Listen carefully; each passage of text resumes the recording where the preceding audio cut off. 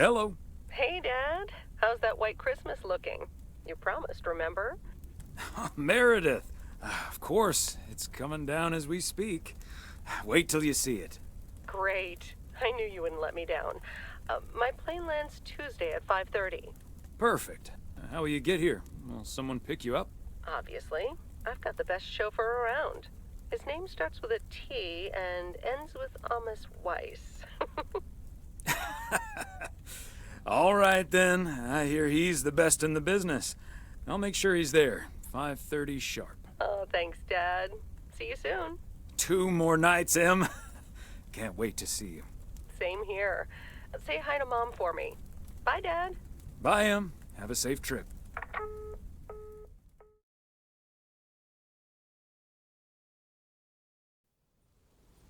Good morning, Thomas. I bet you woke up feeling like $1 million after winning that monster pot last night. Morning, Frank. It felt like $96.40, actually.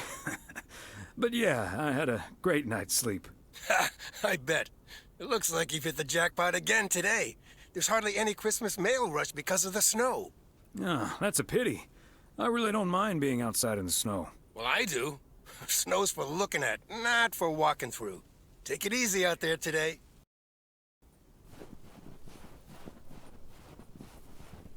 Providence Oaks, good morning. I guess I wasn't the only one that noticed all that white stuff lying around.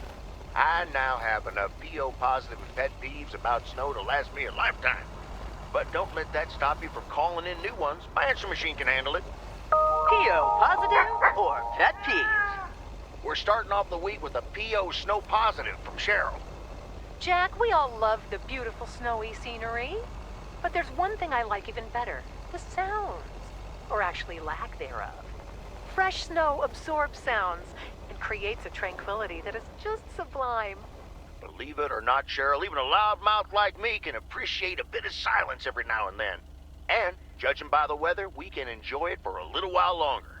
We've got some bright but cold days coming up with a chance of snow later in the week. And now, music.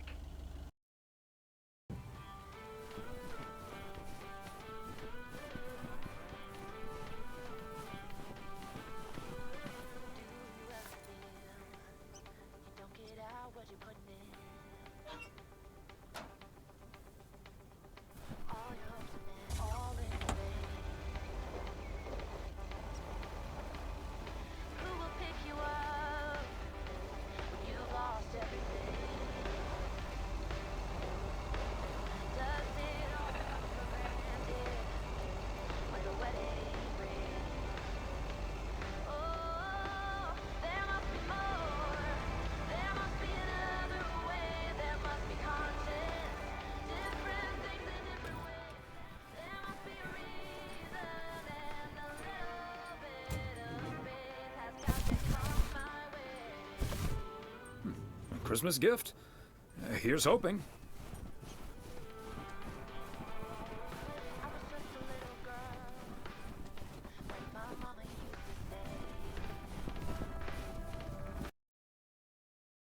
Hello, Angie. Long time no see. One package for you today. Thanks, Thomas. How's Emily? Oh, other than absolutely hating the snow, she's doing just fine. Oh, believe me, I can relate. I simply wasn't built for snow. Guess I'll always be a California girl at heart. Well, Em's from the Midwest, but same deal. So, what do we have here? Oh, right. You okay there, Angie? It's just some things from LA. Toiletries, stuff like that. I, recently ended my relationship. Angie, I'm so sorry. It's fine. It was my decision, and it was the right decision.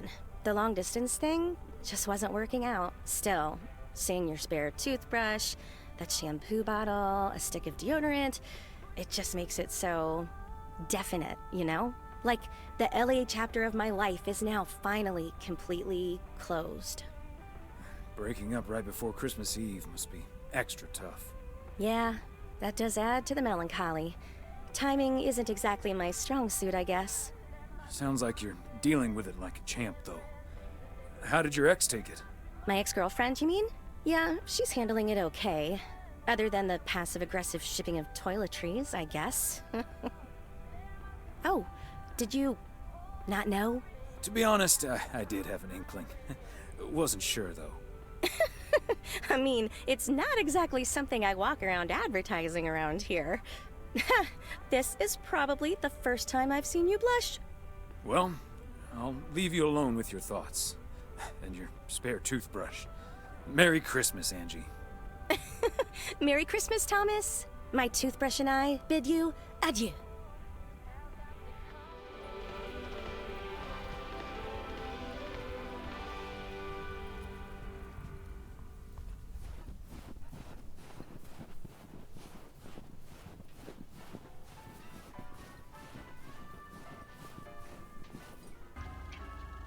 Was the night before the big day, I could barely sleep. House was so quiet, I could hear my heartbeat. Then I heard a rumble. Famous Batman coming down the chimney. I cracked open my door to catch a glimpse of Saint Nick. Okay, let's get this to its destination. The driveway filled with flashing red and blue lights. Santa traded sleighing for a fire truck tonight. Hey, Beth. How are you on this fine day? Thomas, hi. Business as usual. Nah, I'm just joking. The situation is not that dire. I was going to say, sales can't be bad with the holidays around the corner, right? Times have been better, I suppose, but you're right. I'm not complaining. Besides Mildred, there's been an odd customer or two today, and would you believe, one of them was even looking for a full set of encyclopedias. Never knew you had a clone walking around out there. Well, that certainly would be something, wouldn't it? There wouldn't be enough books to discuss or wine to consume. By the way, did you know that the world's largest encyclopedia was created in 15th century China and comprised about 11,000 books? Isn't that fascinating? Imagine having to load that into your car. I don't think my trusty old van could take that. Or my bookcase, for that matter. Well, they do say a good book is easy to pick up, but hard to put down. Get it? How's Emily coming along with Christmas dinner, by the way? I can imagine she's pretty excited about Meredith coming over. So let me know if she needs any more cookbooks. I've got this beauty from Good Housekeeping that's all the rage right now. I'll be sure to ask her. But you know how Emily gets in the kitchen. There'll be so much food, we'll be eating stuffing all week. I suppose you're right. But don't you worry, I'll leave the cookbook. I have a feeling St. Nicholas has other things in store for you this year. Looking forward to it already. As well you should. And what does St. Nick have in store for you this year? Doing anything special? I'm flying out to Georgia tomorrow to spend Christmas with my Daniel and his wife for a few days. We're planning a Hawaii Five-0 marathon. It's my guilty pleasure, and luckily it's theirs too. Ah, of course. Book 'em, Dan-O. Indeed. Have you seen it? Who hasn't? Oh, marvelous. What was your favorite episode so far? The one where they did that thing with the pineapples and the fingerprints. That was some great writing. It's simply my favorite cop show out there right now. I do love a bit of action and intrigue. It's like Sherlock Holmes with tire spins. And Daniel has just bought a great big new television set, so I can't wait to watch it on that. Book 'em, Dan-O.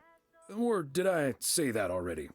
Oh, Thomas, you are too much sometimes. Right, I better get back to it and get ready for the New Year's sale.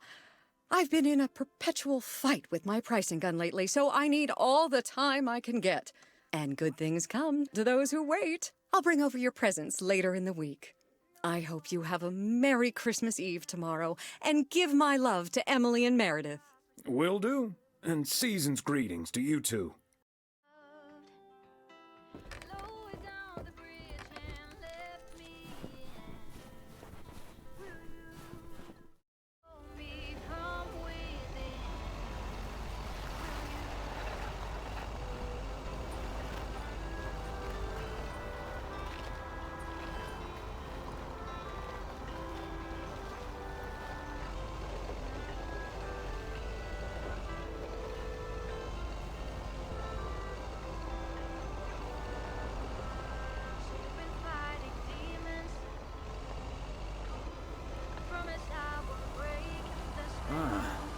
mighty Ambrose River, all frozen over.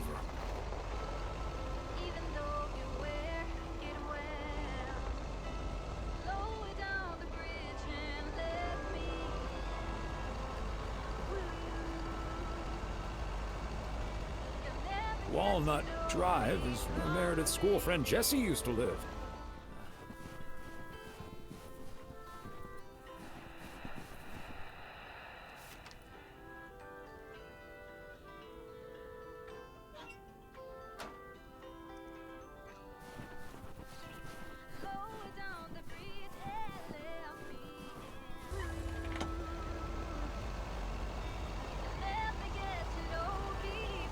Walnut Drive is where Meredith's school friend Jesse used to live.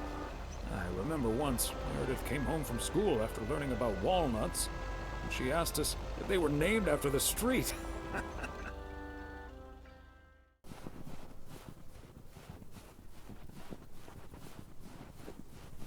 Fancy handwriting on this one.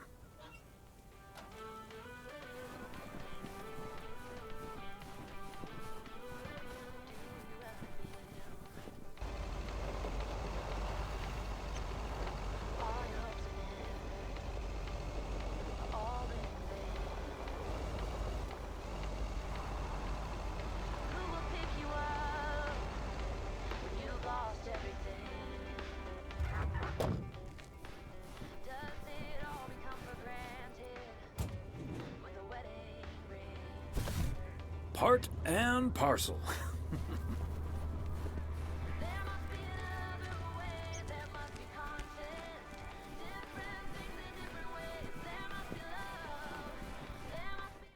Hi, Ben. Got a pretty hefty package here for you.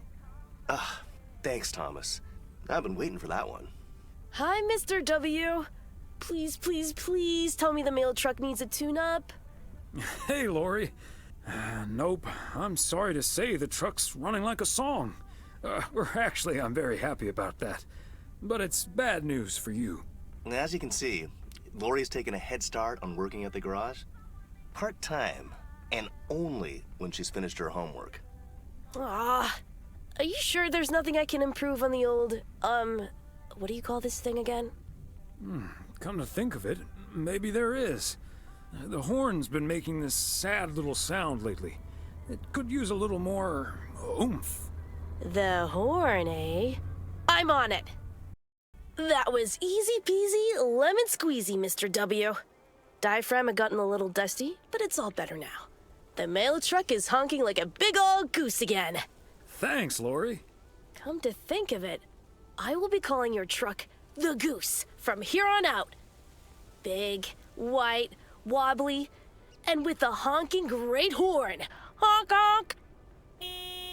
The Goose has a nice ring to it. Or a nice honk, anyway. Well, gotta be getting back to my rounds. Happy holidays, you guys. Thanks, Thomas. You too.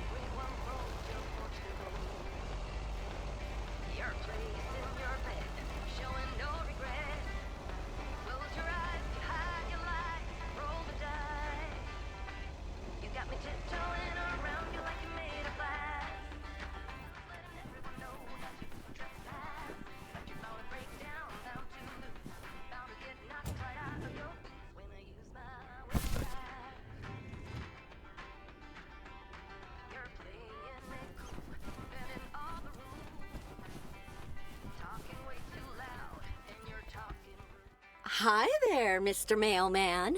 Got anything for me today? I have one special delivery for you, ma'am. And we can have a little chat if you'd like. Ooh, a little chat. I'm afraid I'm a bit too busy for that, sir. Oh, you sound an awful lot like my wife. I hardly see her these days. Oh, what a shame. Well, you must have a lovely wife. You can say that again. She's the light of my life. Oh, I better get this, honey. I'll see you tonight. Oregon Trail Motel. How may I help you?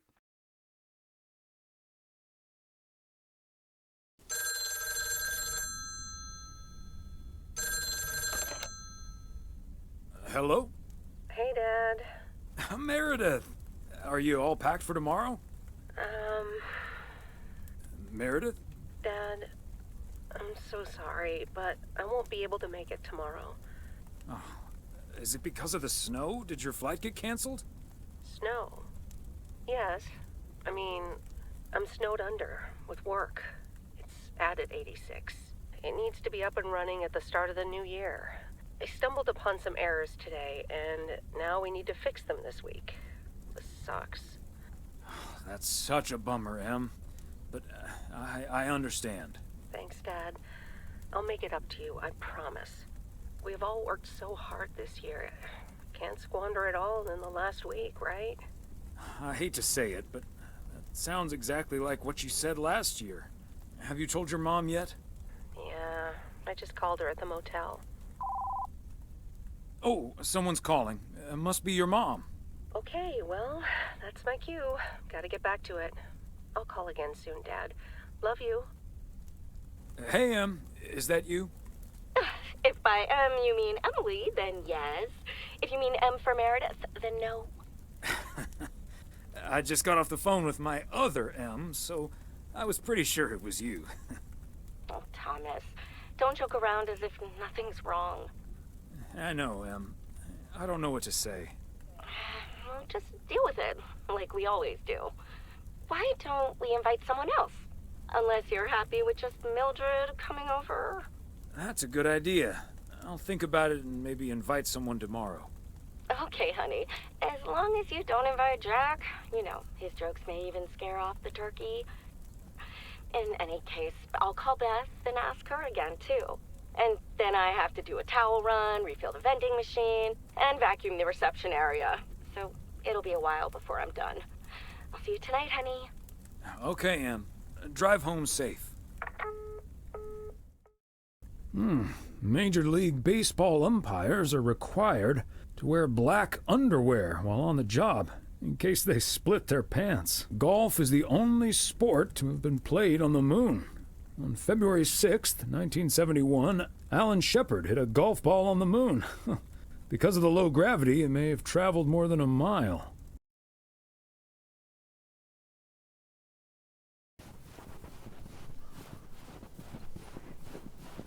P.O., it's time for a different take on the snowfall.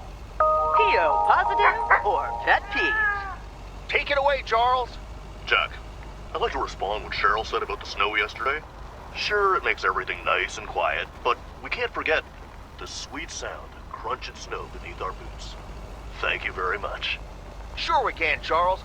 And that's the last one about snow for now. Apologies to the guy with the pet peeve about, well, yellow snow. Better luck next time.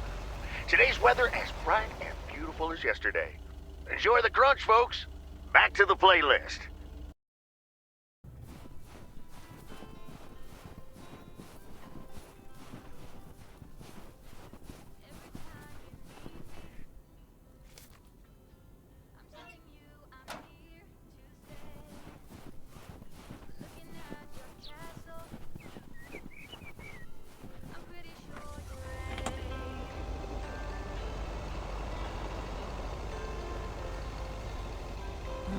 Is that much Christmas lighting really necessary? Walking in your garden,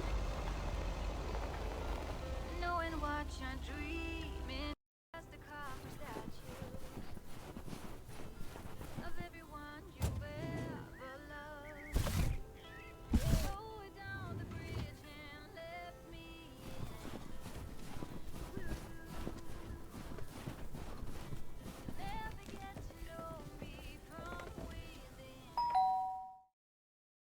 Thomas. I've got a parcel for you. Thanks. I'm sure Santa will be happy this arrived just in time. Anything I can do to help the old man out. How are things with the family? Good. Good. Really looking forward to the holidays. I've been making Grace this great big space station out of ply. It's coming together really nicely. And Barry is getting Max a second-hand guitar as we speak. Oh, that sounds great.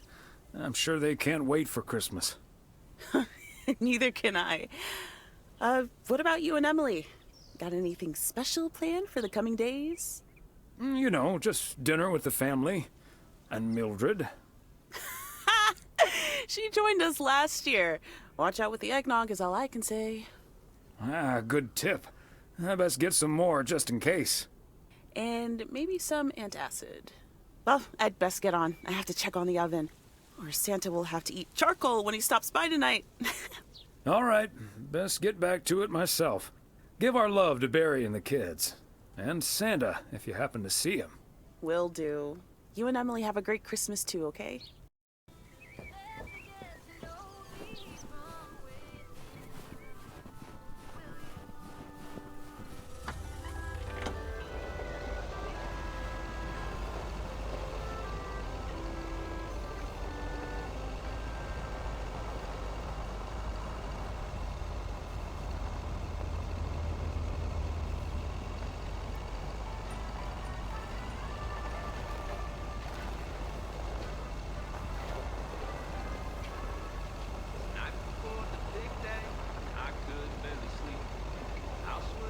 Heron Circle. Feels like I'm going round in circles sometimes.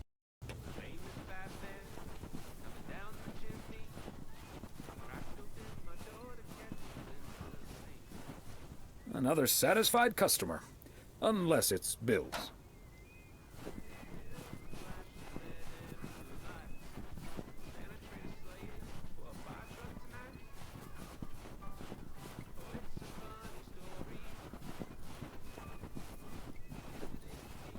There we go.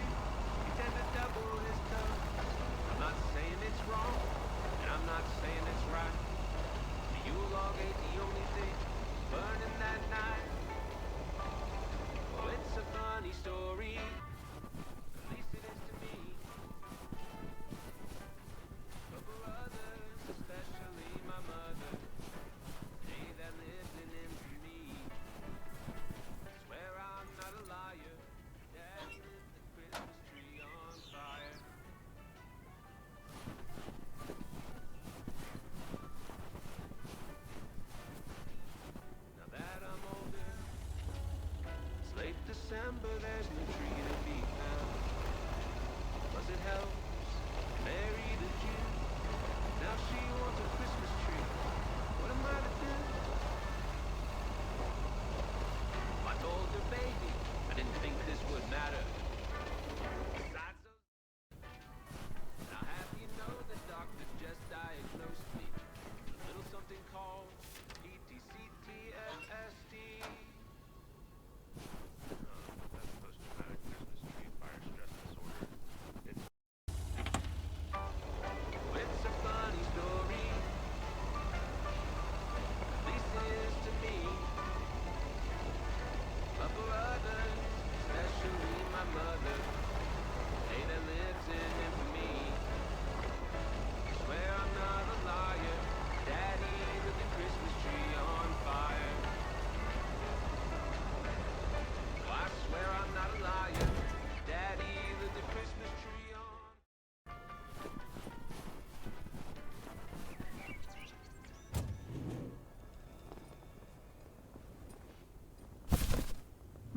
Christmas gift?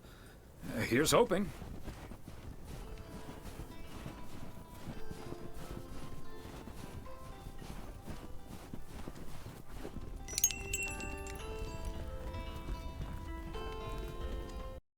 Greetings, Nancy. Hello, Thomas. That should be the last batch of Christmas pudding ingredients. Sounds good. Is it for you or for the store?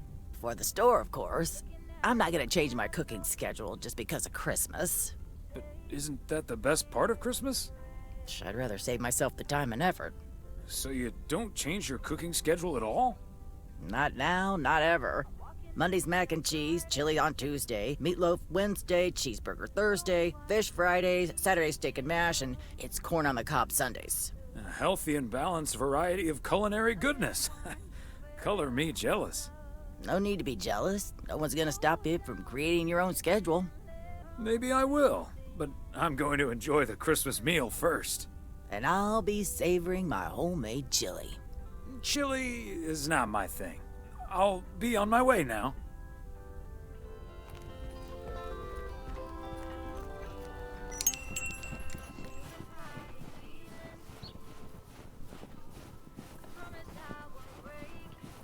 You don't need that armor. Even though you wear it well. Lower down the bridge and let me in. Will you? You'll never get to know me from.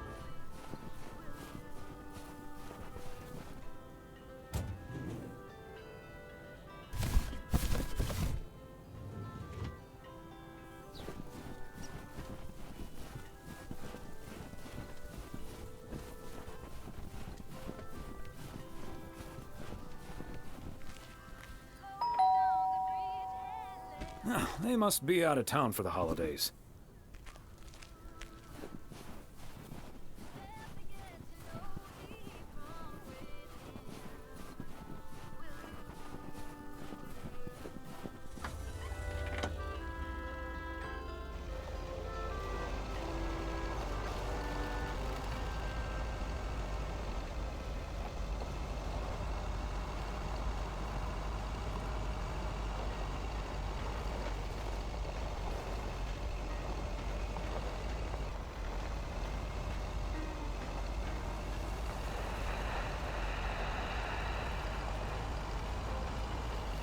Open up the window. I'm breathing in the last of September. Bert's out of town for the holidays, but he did ask me to keep an eye on his place. Seems to be in order. And the lakes are like a giant ember. Everything is turning into gold.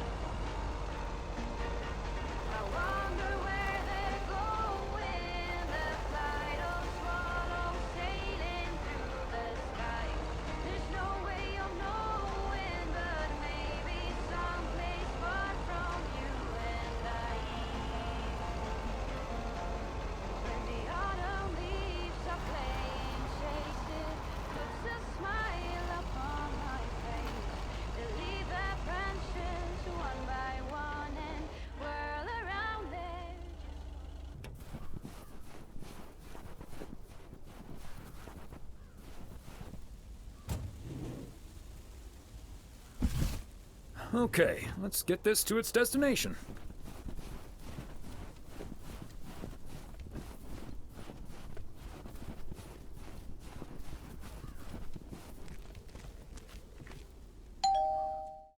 Visit from the Poker King. I humbly thank you for the honor.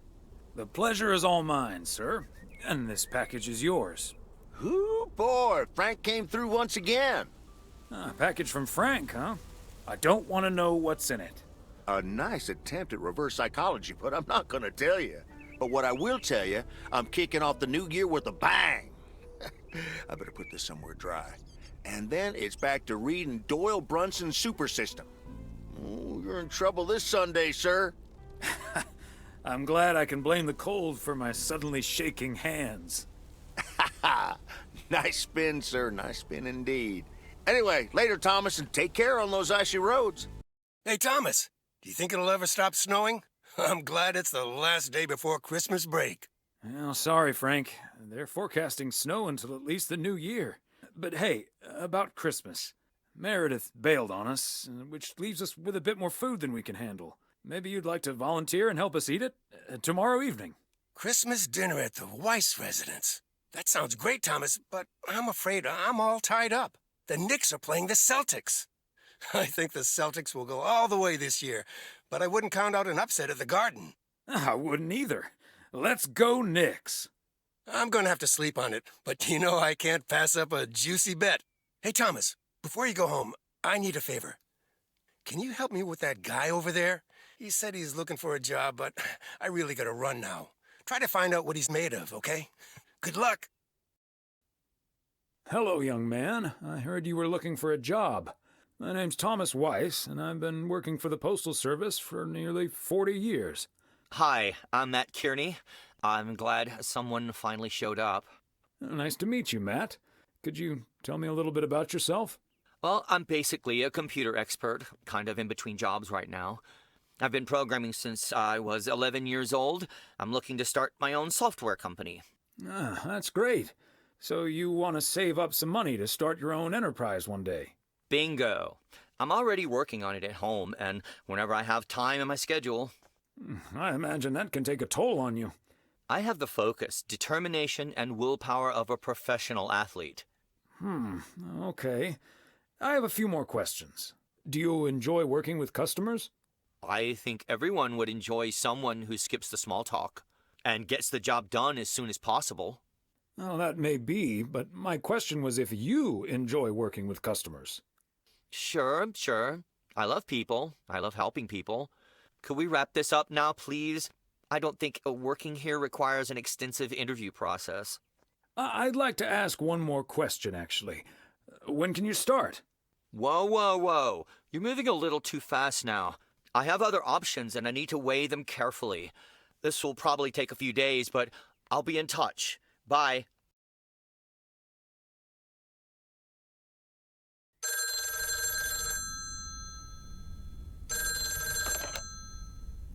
Yep, hello. Hey, honey, it's me. Finally found time to call. Having such a busy day. Did you invite anyone else over for tomorrow? Yes, I did, but no takers. So it's just you, me, and Mildred. Or is Beth coming as well? Yeah, Beth is coming. So happy I could finally change her mind. Nice work. She's great company. As opposed to Mildred? No, this is not funny. Mildred is a sweetheart. And you better wear the Christmas sweater she knitted for you last year. I love Christmas sweaters, so don't worry about it. Great. So I won't be the only one looking stupid. Oh, by the way, I've got great news. We finally found someone to take some shifts off my hands. That's fantastic. No more 60-hour work weeks. Do you know who it is? I wasn't at the interview, but I was introduced to him after he was hired. Did he seem like a nice guy? I don't know. He didn't say much. His name is Matt Kearney. He said he's going to completely overhaul our computer system. That's the guy I interviewed this afternoon. Really? Did you like him? Can't say that I did, to be honest. That's a shame. But it doesn't matter. He'll be taking the load off my shoulders. And I won't be working alongside him anyway. You'll probably see him more often than I will. And there I was thinking I dodged a bullet. We'll see how it all pans out. Oh, gotta go now. Bye, hun. The yo-yo started out as a weapon in the Philippines during the 16th century, before being introduced to the United States as a toy in 1929. It weighed 4 pounds and had a 20-foot cord. Australian rower Bobby Pierce won the 1928 Olympic Games against 8 other competitors, even though he stopped during the race to let ducks pass in front of him.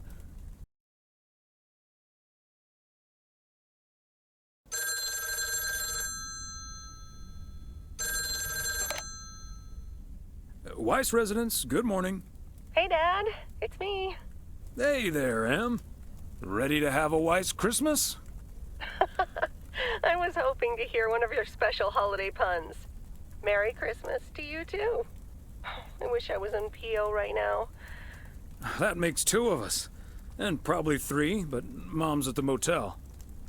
Guess I'm not the only one working today, then. Fine mess I got myself into, huh? Yeah, it's not perfect, Meredith, but you'll be okay. Thanks, Dad. I think I will be. Work's progressing nicely, actually. And Tess is coming over later. She's also stuck here. We're going to try to cook up some semblance of a Christmas meal. Well, that's good to hear, Em. But I'm glad the other Em will be in charge of my Christmas dinner. Can't disagree there. Her lemon mashed potatoes alone blows all my cooking out of the water. Oh, that reminds me, I need to try to pry that secret recipe out of her. I'm gonna call her at the motel right now. Thanks for talking, Dad. And Meredith Christmas. Missile Thomas wishes you the same. Oh, I did not hear that. Love you. Oh, Mildred, you shouldn't have. We already have the most beautiful pair of Christmas sweaters in the world. And now we have 2 sweaters each. You must have put so much work into them. Oh, please, don't mention it, dearie. Knitting sweaters can be quite straining, but knowing how happy they make you always makes up for it. Well, we're so grateful. Right, Thomas? They're beautiful. Thank you so much, Mildred. I especially like that our sweaters have the same pattern, so I don't have to look in the mirror to admire it. Oh, Thomas, that makes me so happy to hear. I can't wait to start working on next year's designs. I've also made sweaters for Frank and Jack and Robert and Bert, but they all said that wool gives them an allergic reaction. Isn't that a coincidence? Beth, I hope you aren't allergic to wool. You're not going to believe the coincidence, Mildred, but yes, I actually am. And it's such a shame. If only I, too, could celebrate Christmas wearing one of those beautiful sweaters. Anyway, Emily, would you be a darling and pass me the peas, please? Peas? I don't... Oh, you mean the string beans. I suppose peas would have gone lovely with the meal as well, now that you mention it. Right, Thomas? Peas, beans, it's all green to me. Oh, yes, of course. I meant the string beans. Of course, silly me. But let me get on with it. It's time for my presents now. And you may have already guessed that they're books. Mildred, why don't you open yours first? Well, I'm not really one for presents, but I appreciate the gesture. Let's see now. The Cat's Pajamas. I've never heard of it, but it has a nice title, I suppose. It's an encyclopedia about cats. A Whiskerpedia, if you will. Someone drew my attention to it, and I immediately thought of you. Oh, well, isn't that lovely? Such a heartfelt gift. Isn't it, Thomas? That it is, Emily. That it is. It is a nice gift, Beth. Thank you. It was my pleasure, Mildred. And now for Emily's gift. Oh, why, thank you, Beth. I do always appreciate your taste in books, so I'm looking forward to The Countess and the Carpenter. Ah, would you look at that? Is this a romance novel? I've never really read one of those. Right in one guess, Emily. I hear the writer Summer's here, so this book is locally sourced, so to speak. And, dare I say it, the prose is quite compelling in the romance department, if you catch my drift. I think I do. But you are something else. Thank you. This will certainly get a nice spot on our bookcase. Ah, good to know the romance department is in our bookcase now, so I'll know where to find it. Well, I'm looking forward to reading it already. Thank you so much, dear Beth. You're welcome, Emily. I'm sure you'll love it. Okay, Thomas, it's your turn now. Let's see. Crazy sports facts 2. Even more crazy sports facts. Whew, boy, I love this stuff. I'm actually reading part 1 at the moment, so I can tuck into this straight after. Thanks, Beth. You're welcome, Thomas. And you're right, there's some fascinating tidbits in part 1 as well. Even if one no longer actively plays sports, it's at least fun to read about it, right? Hey now, kids playing basketball still regret it when they challenge the mailman for a game of horse. Well, there's no shame in admitting that you're not getting any younger, Thomas. In fact, none of us are exactly spring chickens anymore. Things like your arthritis can't magically be wished away by positive thinking. You're right, Emily, but let's not burden our lovely guests with this right now. Who's up for some blueberry pie? Speaking of blueberries, my bridge partner Edna's niece discovered this mole last week. Hold that thought, Mildred. I really need to take this. Hello? Hi there. Could you put me through to Meredith Weiss, please? Excuse me, who is this? Oh, it's Steve. Steve Mitchell from work. Is Meredith there? You're talking to her father in Oregon. She's at home, celebrating Christmas. Wait, what? Christmas? Oh my gosh. I'm sorry to bother you. Is it Christmas already? Gosh, I totally missed that. I've been pulling a couple of all-nighters. I'm gonna splash some water on my face. Sorry again, Mr. Weiss. Enjoy your evening. Bye. Merry Christmas. Everything okay, honey? That silly boss from Meredith's work called for some reason or other. Never mind. Beth, you were saying? I wasn't actually, but I was looking for a way to say this, and now's as good a time as any, I suppose. My dear friends, I am leaving Providence Oaks. What? You're what? What's that, dear? Why? Well, before we move on to the sad part, let me first tell you the good part. Ladies and gentlemen, I am going to be a grandmother. Oh, Beth, that is amazing. Well, I'll be. Whose mother? I mean, what great news. Yes, my son Daniel and his wife are expecting. Isn't that wonderful? But, and here's the proverbial kicker, you may remember that they moved to Savannah, Georgia a few years ago. So if you put 2 and 2 together... You're moving away to be with them. That's great, Beth. I'm so happy for you. That is marvelous, Beth. Congratulations. I wish you and your family all the happiness in the world. But I'll miss you something terrible. We all will. But we have to toast to the good news. Thomas, go pour us some brandy and I'll get the pie. Oh, Thomas, would you have any antacid? That eggnog is starting to stir up something indiscreet. On it. Now, let's celebrate this wonderful evening, ladies. Here's to a lovely old Christmas spent with good friends. Hear, hear. Hear, hear. Hey, Thomas. Did you see the game last night? Morning, Frank. Nope. We had our Christmas dinner. What happened? The Celtics were up by 25 in the third quarter, but they still lost the game in double overtime. Wow.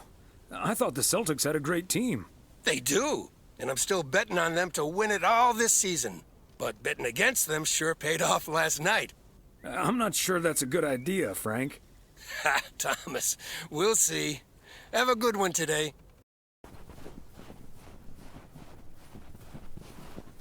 P.O., it's the second day of Christmas, and I don't have turtle doves or partridges in pear trees.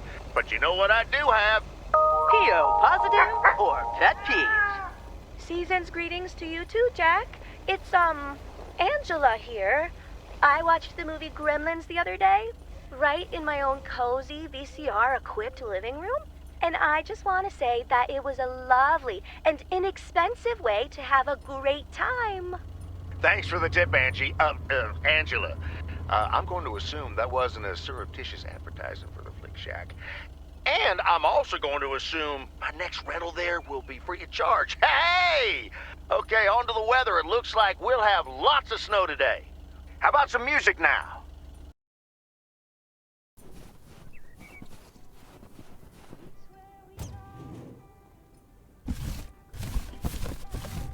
Part and parcel.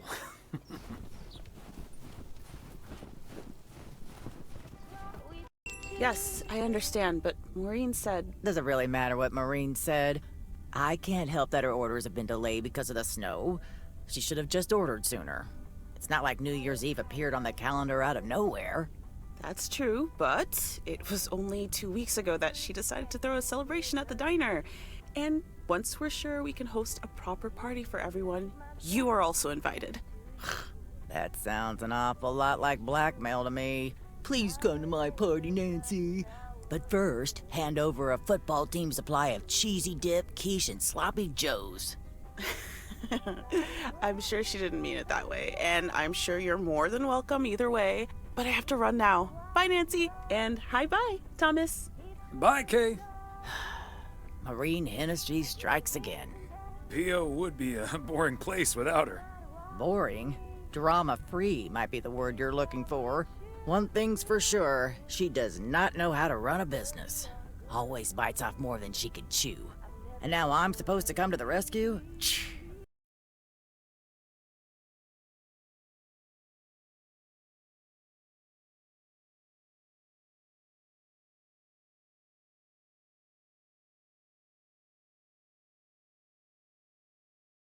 Sure thing, Nancy.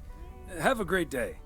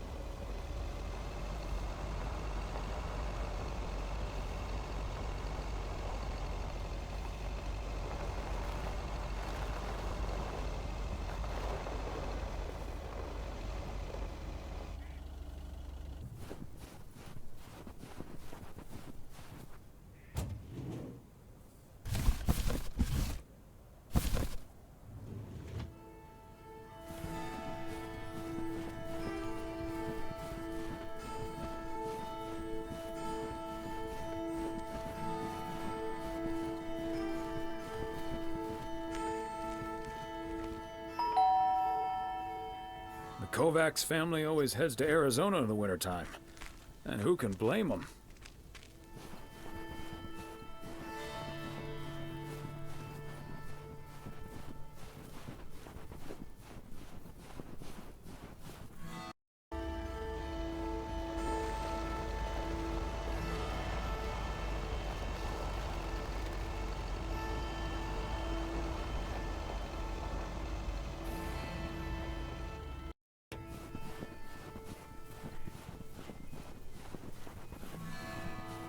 Fancy handwriting on this one.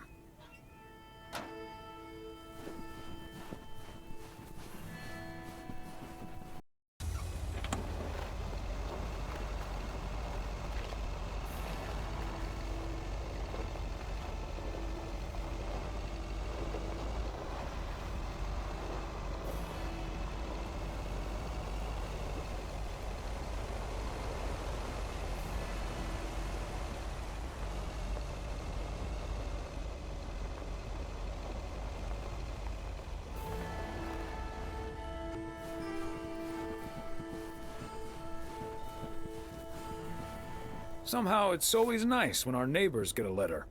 Here's to you, Andy and Toby.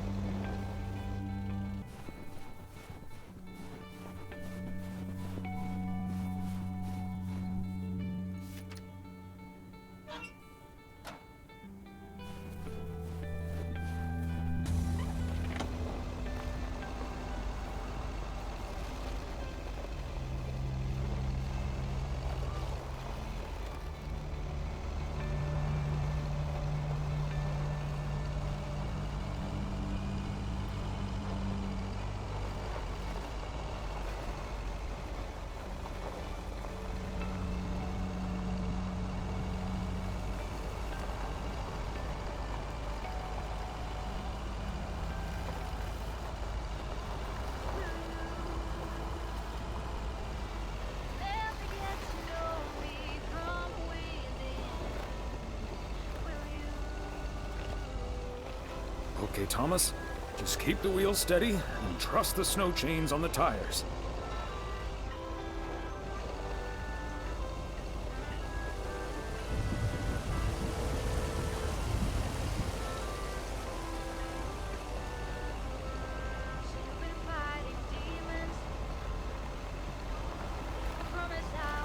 I'm reminded of our honeymoon at Niagara Falls all those many years ago. A little more impressive than our local waterfall, but not by much.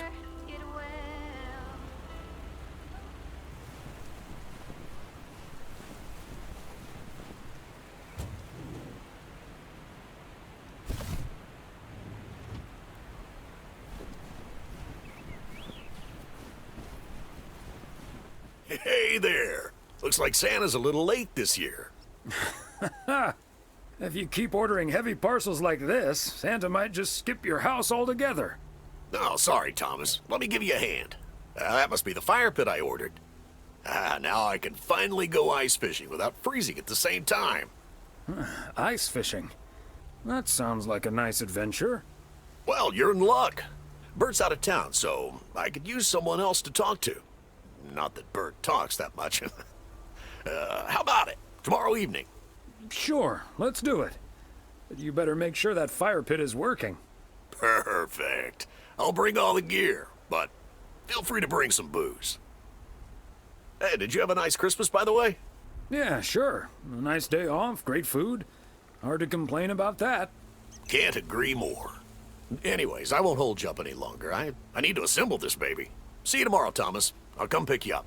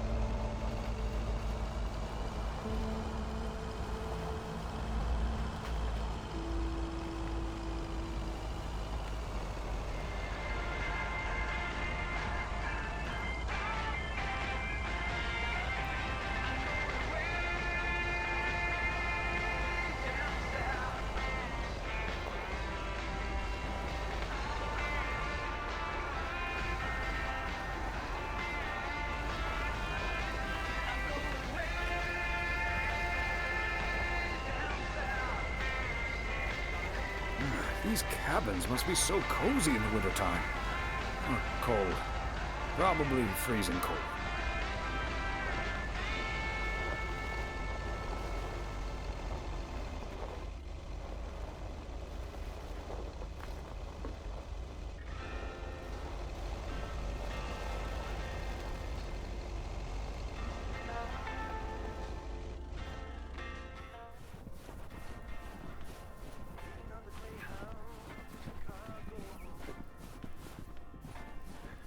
Another satisfied customer. Unless it's Bill's.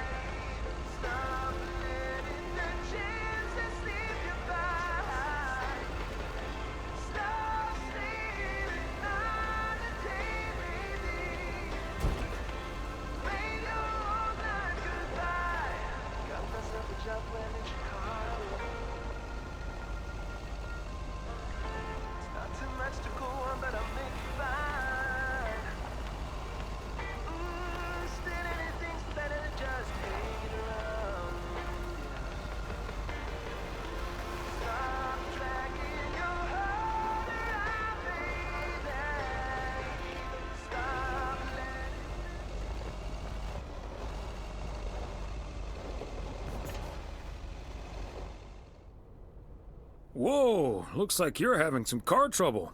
Yeah, just a second, my good man. Gabriel, can you figure out what's wrong with this blasted vehicle? Give me some good news here. I mean, I'm not really a car mechanic, Mr. Price. But I know the smoke isn't a good sign. No duh, Einstein. Say, hey, Mr. Mailman, what's your story? My name's Thomas Weiss, and yes, I do deliver the mail. Okay, then you're Thomas Weiss, mailman. And I'm Connor Price, annoyed man. Gabe, if you don't know what you're doing, then why on God's green earth are you fiddling around with that engine? Just thought I'd pop up in the hood, Mr. Price. What with the smoke and all? It needs to vent. Needs to vent, huh? Never have I felt more like a busted car engine. God! I'm dying in this podunk country-ass town.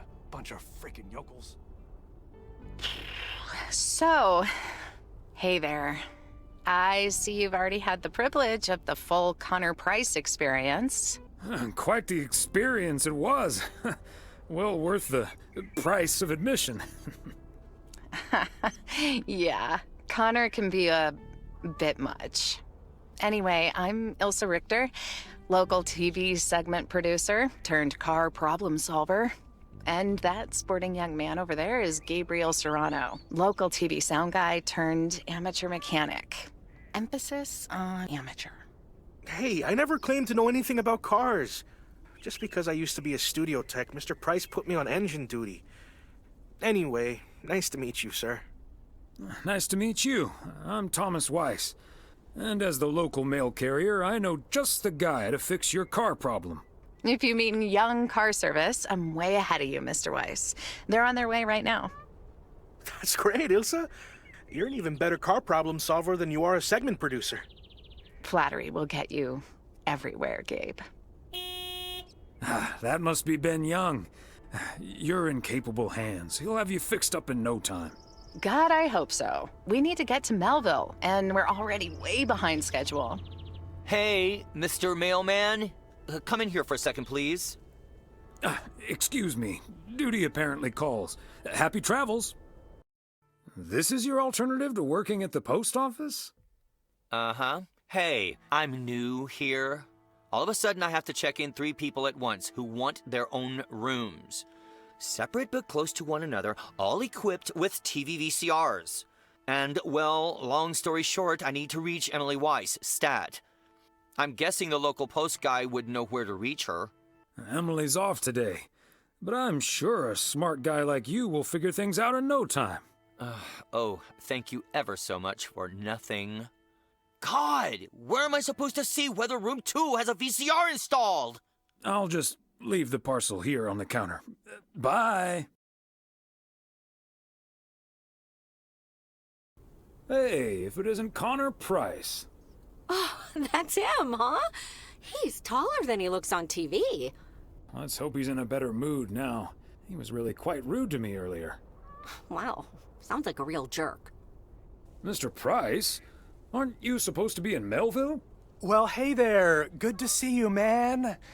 Yeah, change of plans, I'm afraid. Oh, hi, ma'am. I don't think we've met. Connor Price, KNW6.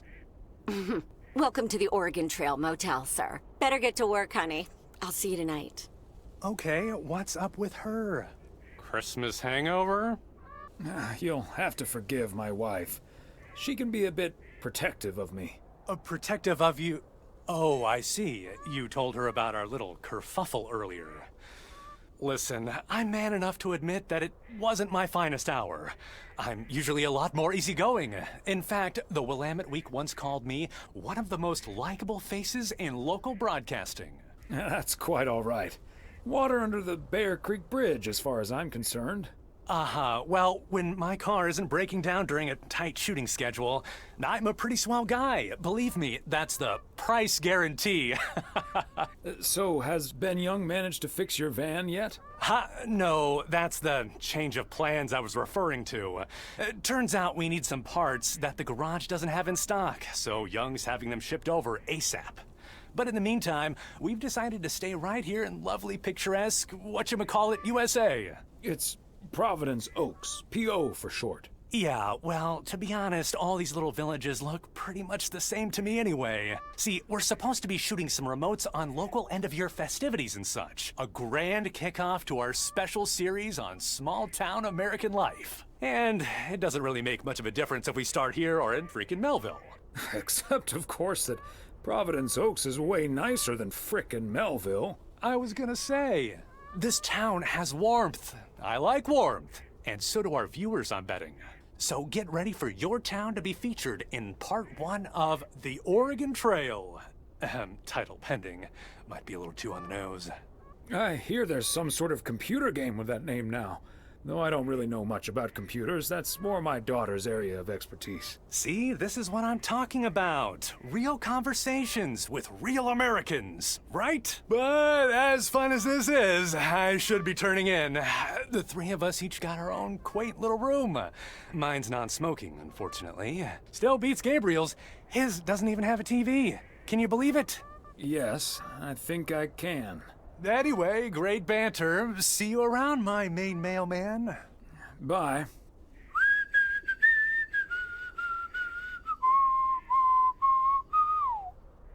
From 1912 to 1948, architecture was an Olympic discipline. Spanish singer Julio Iglesias used to be a professional goalkeeper. When recovering from a career-ending accident, a nurse gave him a guitar so that he could recover the dexterity of his hands. In learning to play, he discovered his musical talent.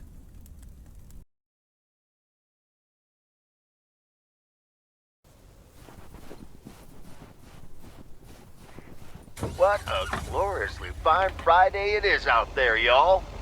Want to hear a P.O. positive? You tuned into the right frequency. P.O. positive or pet peeves? Let's hear one from Mildred Meow Jenkins. Hi, Jack. I would like to thank our own Robert Harris for all the snow he shoveled from my driveway this week. He even brought a fish snack for my cats. Say thank you to Robert now, my dears. Way to go, Robert. Feel free to help clear out my driveway as well. It's only about a quarter of a mile. And it'll probably need shoveling because more snow's coming. But we're back.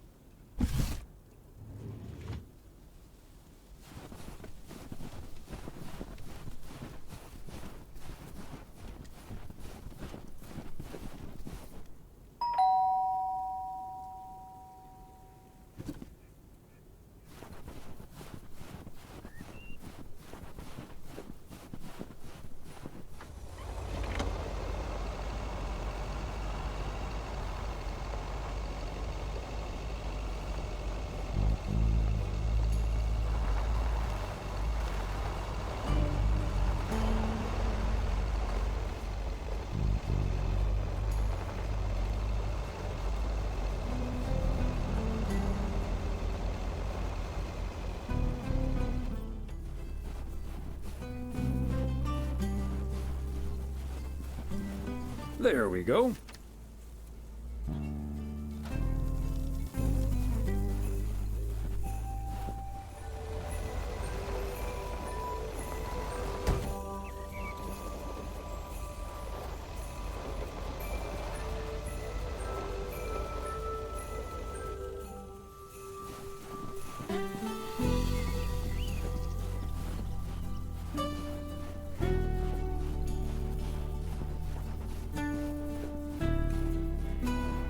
fancy handwriting on this one.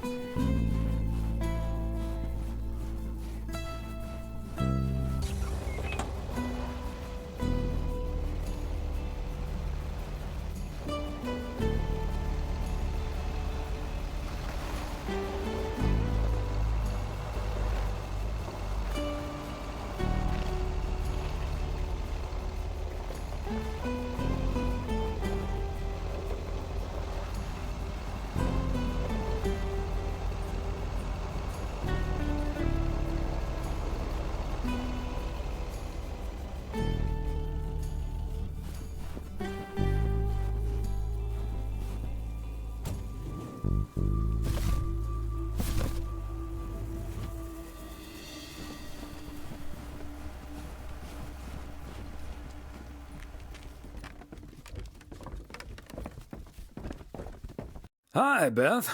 Got a delivery for you. Where do you want it? Oh, dear Thomas, I almost didn't see you come in there. I was lost in thought, I suppose. Please just put it on the counter, if you will. Thank you. And thank you again for a lovely Christmas dinner. I had a marvelous time with you all. We loved having you over, Beth, as always. Emily and I had a great time. Although always is not going to last forever, it seems. Well put, Thomas. I do like that. It was quite a shock for both Emily and myself, to be honest. We've known each other for so long. We're practically part of each other's furniture. Let me guess. I'd be your bookshelf. Yes, and we'd be your mailbox. Or I would be, I suppose.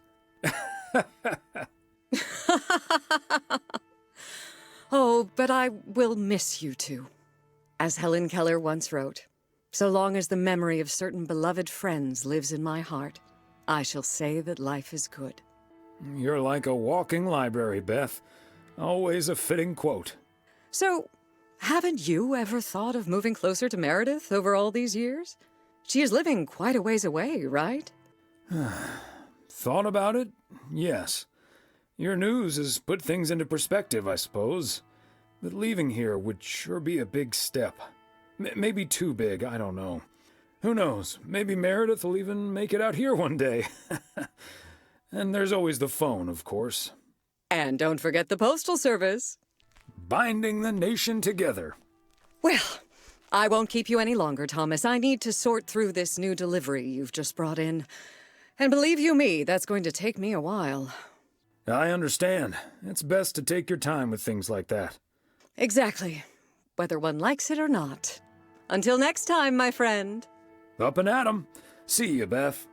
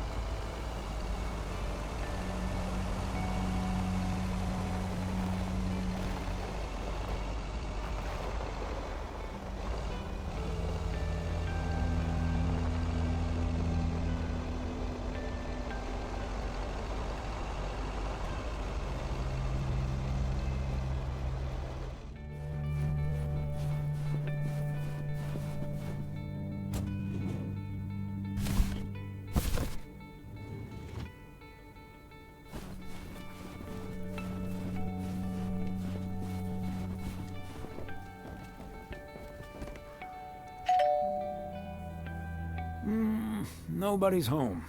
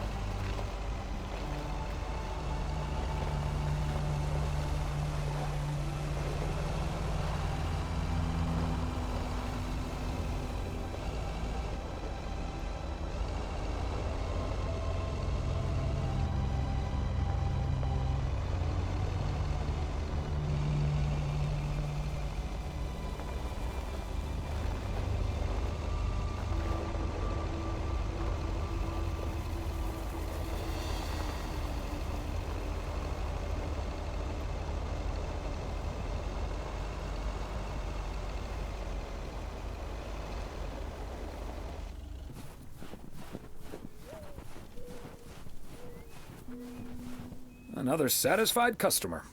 Unless it's Bill's.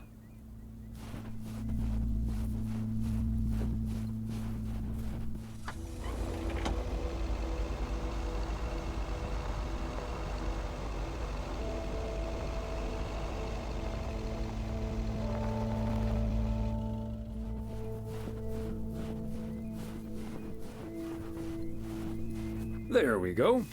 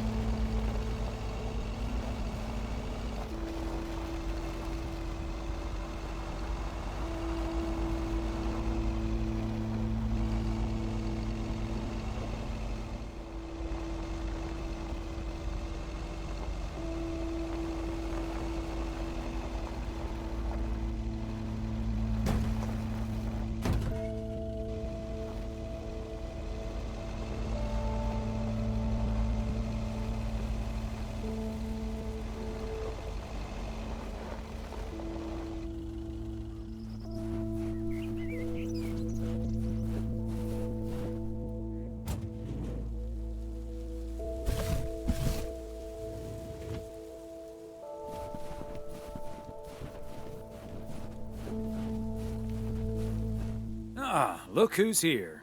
Hey, Thomas. Yeah, I needed to take care of some stuff. Hardly any customers at the post office anyway. Aren't you at least a little worried that Walter Morgan might show up?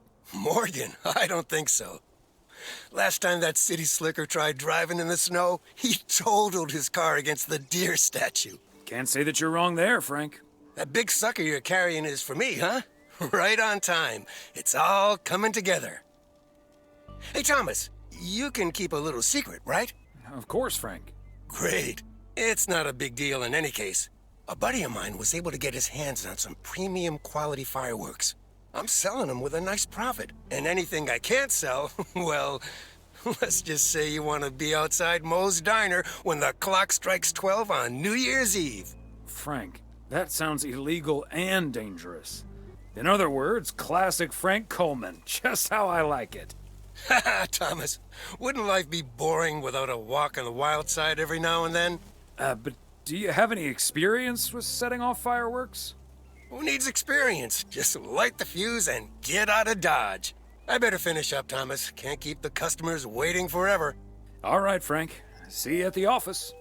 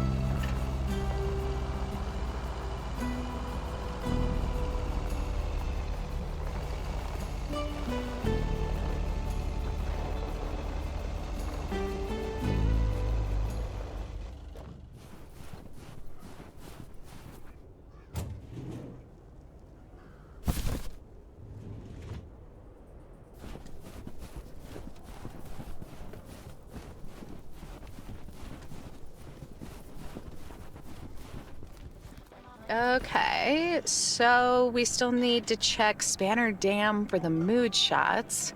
According to this, it offers damn fine views, so... Hey, Mr. Mailman.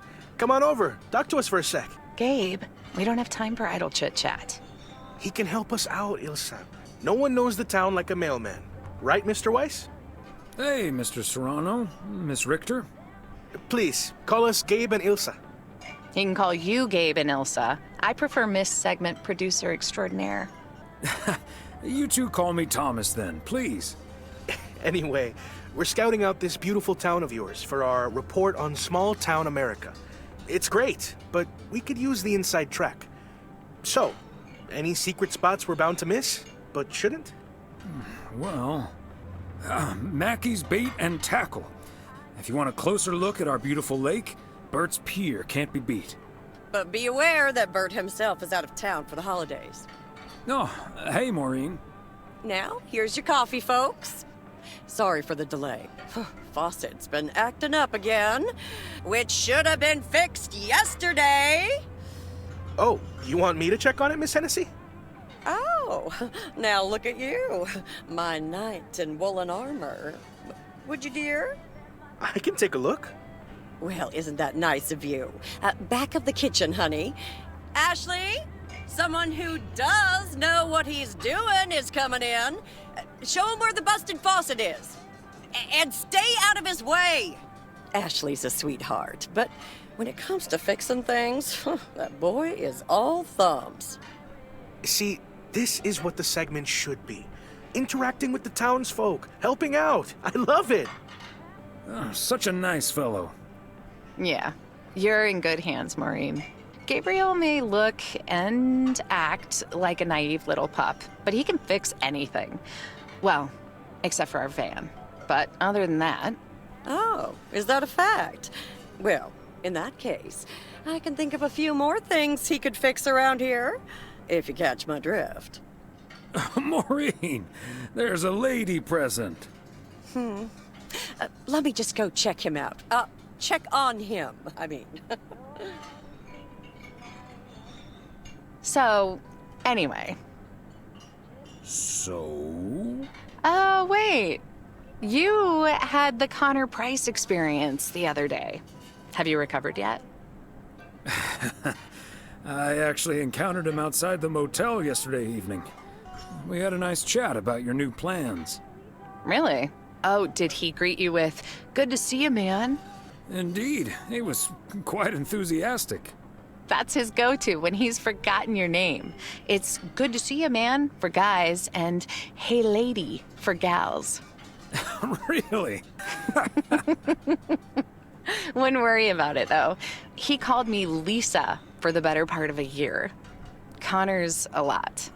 But I guess after this week, I can update my resume with not just segment producer and car problem solver, but also Connor Price wrangler.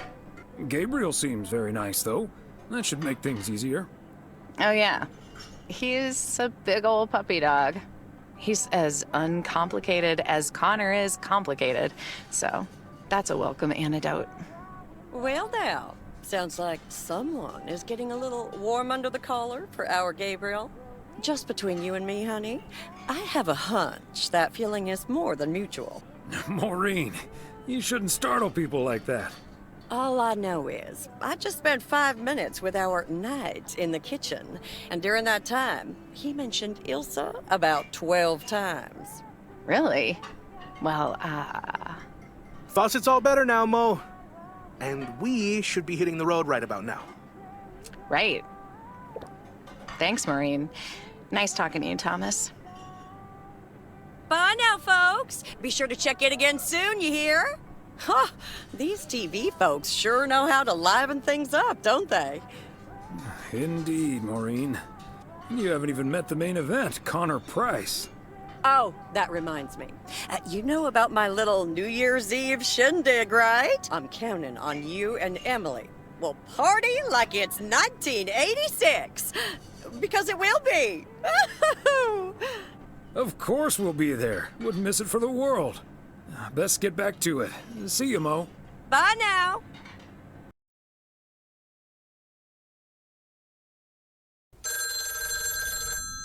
I'll get it. Hello? Very good evening. Am I talking to Mrs. Emily Weiss? Yes, sir, that would be me. Ah, fantastic. It's a pleasure to talk to you. My name is Christian Carmichael, and I represent Fly into Florida. Oh, hi there. I have great news for you, Mrs. Weiss. It's been a while, but, do you perhaps remember entering into our Fly into Florida sweepstakes? Now that you mention it, I think so. Yeah. Was that the one on the back of the juice carton? That's the one. And I am more than happy to tell you that you are the winner of the grand prize. The grand prize? Wow, fantastic. I'm afraid I've forgotten what it was. Could you refresh my memory a little bit? No problem, Mrs. Weiss. You have won a 2-week trip to Florida for 2. Wow, Florida? Really? I won? I have never won anything in my life. Hold on, I need to tell my husband. Honey, we won! I'm talking to a gentleman from flying to Florida. And he says we've won a 2-week holiday for 2. Get out of here. Florida? Wow. Isn't it great? We're so happy. Thank you so much. You're very welcome. You've got plenty of time to let it all sink in. Next, we'll be sending you an extra special envelope. It will contain a confirmation letter, airline tickets, hotel tickets, and I totally forgot to say this earlier, a $500 check covering any additional expenses. Wow, I can't believe this is happening. Well, it most definitely is, Mrs. Weiss. And we'll be making sure you both have the time of your life. There's one thing I must stress. The dates can't be altered. So if you have plans for the first 2 weeks of September, this would be a great moment to change them. And I hope this answers all of your questions for now. Congratulations on winning. And we look forward to seeing you fly into Florida. Thank you. Bye. I think I need to sit down for a moment. Florida. Oh, that's Robert. Sorry, honey. I can't celebrate with you right now. But I'll make it up to you tomorrow night at Moe's. I will hold you to that. Have fun on the ice, hon. And when you start to freeze out there, just think of sunny Florida. Ooh, boy. Drilling a hole, getting that fire pit going. Ice fishing's a lot of work. And it's cold, but we're fishing all right. Great stuff, Robert. Thanks for taking me along. No problem, Thomas. Wouldn't have enjoyed it half as much by myself. Man, it's nice out here. This setting could use a guitar.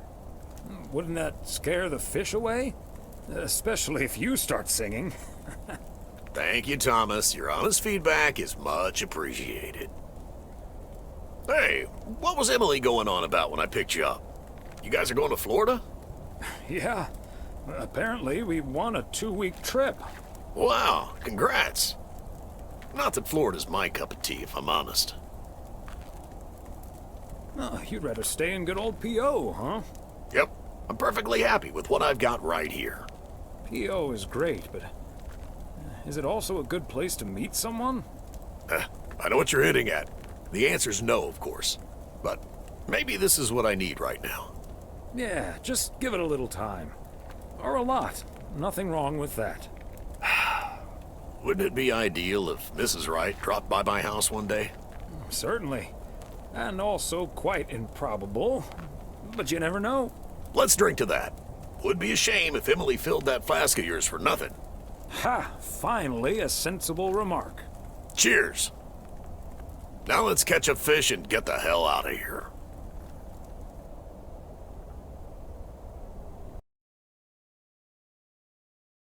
Hey, Thomas, do you have a minute? Sure, Frank. What's up? Listen, I just got a heads up from one of my buddies at HQ. He said Walter Morgan left for P.O. with tires screeching. I need to lay low for a while. If you see him, you haven't seen me, okay? Gotcha, Frank. Don't worry about him. Holy crap! Morgan's on the premises! I'm not here. Good morning, Mr. Weiss. Good morning, Mr. Morgan. I'm looking for Frank. Could you tell me where he is, please? Frank? Frank Coleman? Haven't seen him here. And where is he, if he's not here? He's probably out delivering. Could be anywhere. I guess I'll have to be patient then. We've received a report that a man with a mustache dressed in a light blue shirt was offering illegal fireworks to people in the postal office parking lot. If that man is Frank, and I'm sure it is, then that's strike 3 for Mr. Coleman. Please tell him I'm looking for him. Have a good day. Is he gone? Yes, Frank. Holy crap, that was a close call. Thanks so much, Thomas. I guess Frank Coleman's going into hiding for a while. That sounds like a good idea, Frank. See you Sunday evening. I guess we'll have to play poker with the curtains closed. Everyone, get ready for a pet peeve from Joseph. PO positive or pet peeve? Jack, I've been watching that TV series everyone's been raving about. What's it called? Hamburger with Fries? I expected a charming sitcom like Bon Appetit, but instead got treated to a lousy mix of mediocre puns and gratuitous violence. If this is where TV shows are heading, then I'm heading the other way. Oh, boy. Well, I'll bet you'll have the road all to yourself, Joseph. On to the weather. We're starting the day sunny, but we'll have lots of snow for you folks later on. Enough talking. Here are some tunes.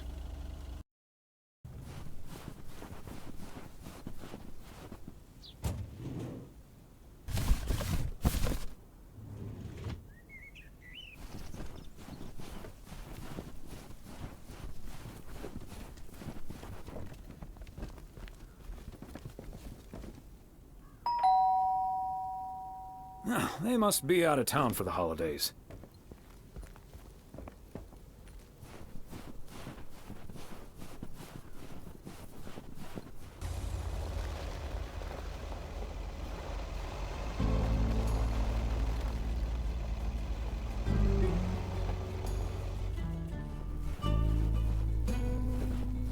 Fancy handwriting on this one.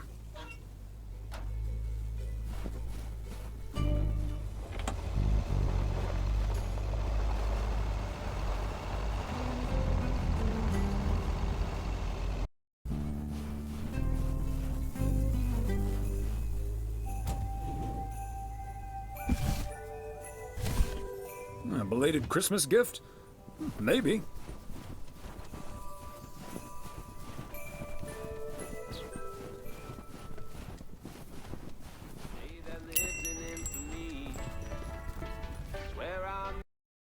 They ask, there's no discount. Sure, why not? Thanks. And remember, no discount. Roger that.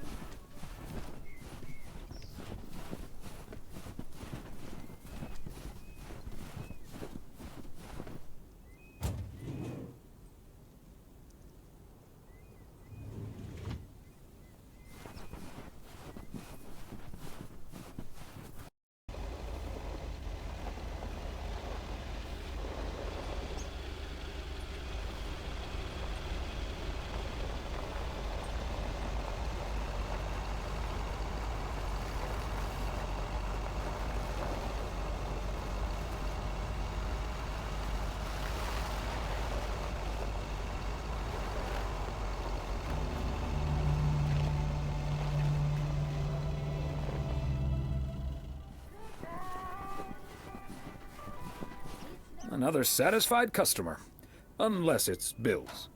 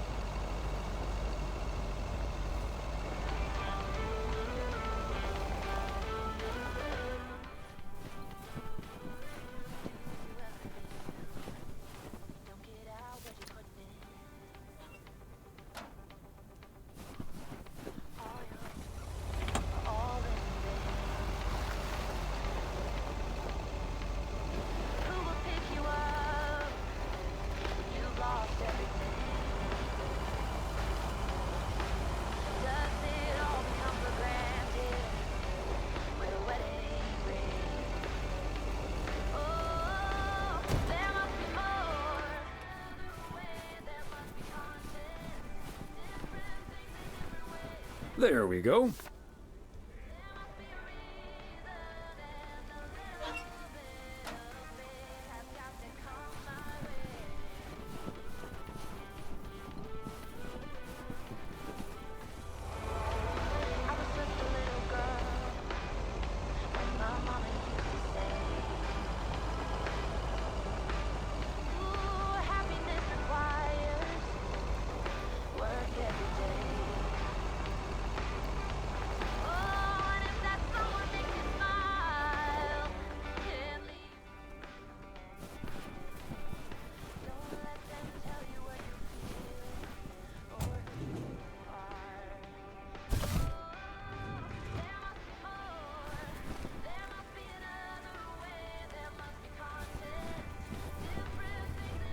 Yet another heavy package for you, Ben. Let me take that off your hands, Thomas. You know, I feel guilty enough as it is. Having you lug around those car parts week in and week out. That's the job, Ben.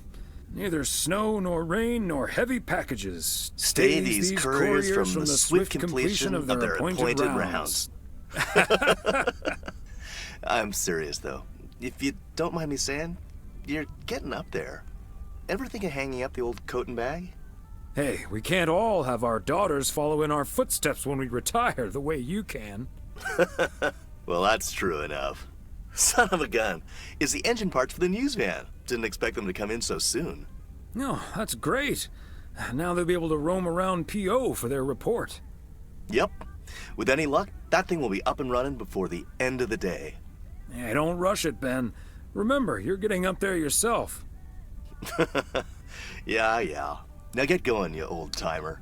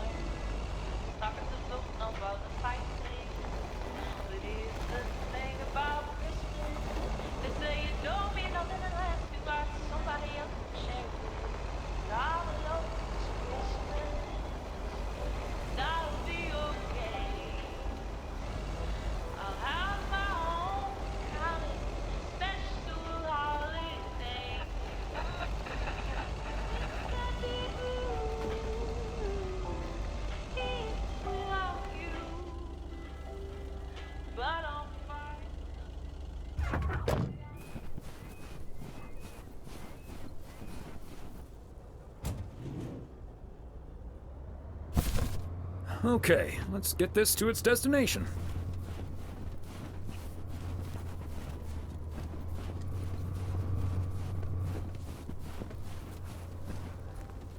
Hi, Thomas. Oh, please tell me that's a big box full of snacks from the general store? This is a big box full of snacks from the general store, but without a discount on what's inside. No discount? Is Nancy Carlisle really trying to charge me full price for snacks that are about to go past their expiration dates? Yikes, that would be pretty sad. I can't believe people could be like that. That heartless creature. Maureen, easy now. She just drives a hard bargain. Pardon my French, Thomas, but she always manages to drive me up a wall. I'll stop bothering you now. I'll think of something, don't you worry. Hello, Thomas. Hi there, Beth. What brings you here? I saw you arrive just now, so I decided to venture across the road with a minor request. Sure thing. What can I do you for? It's just one small thing, I promise, and, well, I suppose you can see what it is. A first gift to the little one, you see, since Christmas in Georgia fell through. It just needs an address, and I'm not sure where to put it. Could I leave this with you so you could make sure it gets where it needs to go? I have the information right here on an old envelope. It's the return address in the top corner. Of course, Beth. I can understand that labeling a package like this can seem daunting. Bears will do that to you. You're a real gentleman, Thomas. Thank you. I have a stack of returned holiday gifts that need sorting before I close. I've handled many a strange parcel in my day. Not to worry. I'll take care of it. Thank you, Thomas. Truly. I'll get the postage to you later, I promise. Oh, and please tell Emily I have a great idea for this Sunday's girls' night. It's a surprise. Bye now. Sure. Enjoy the rest of your day.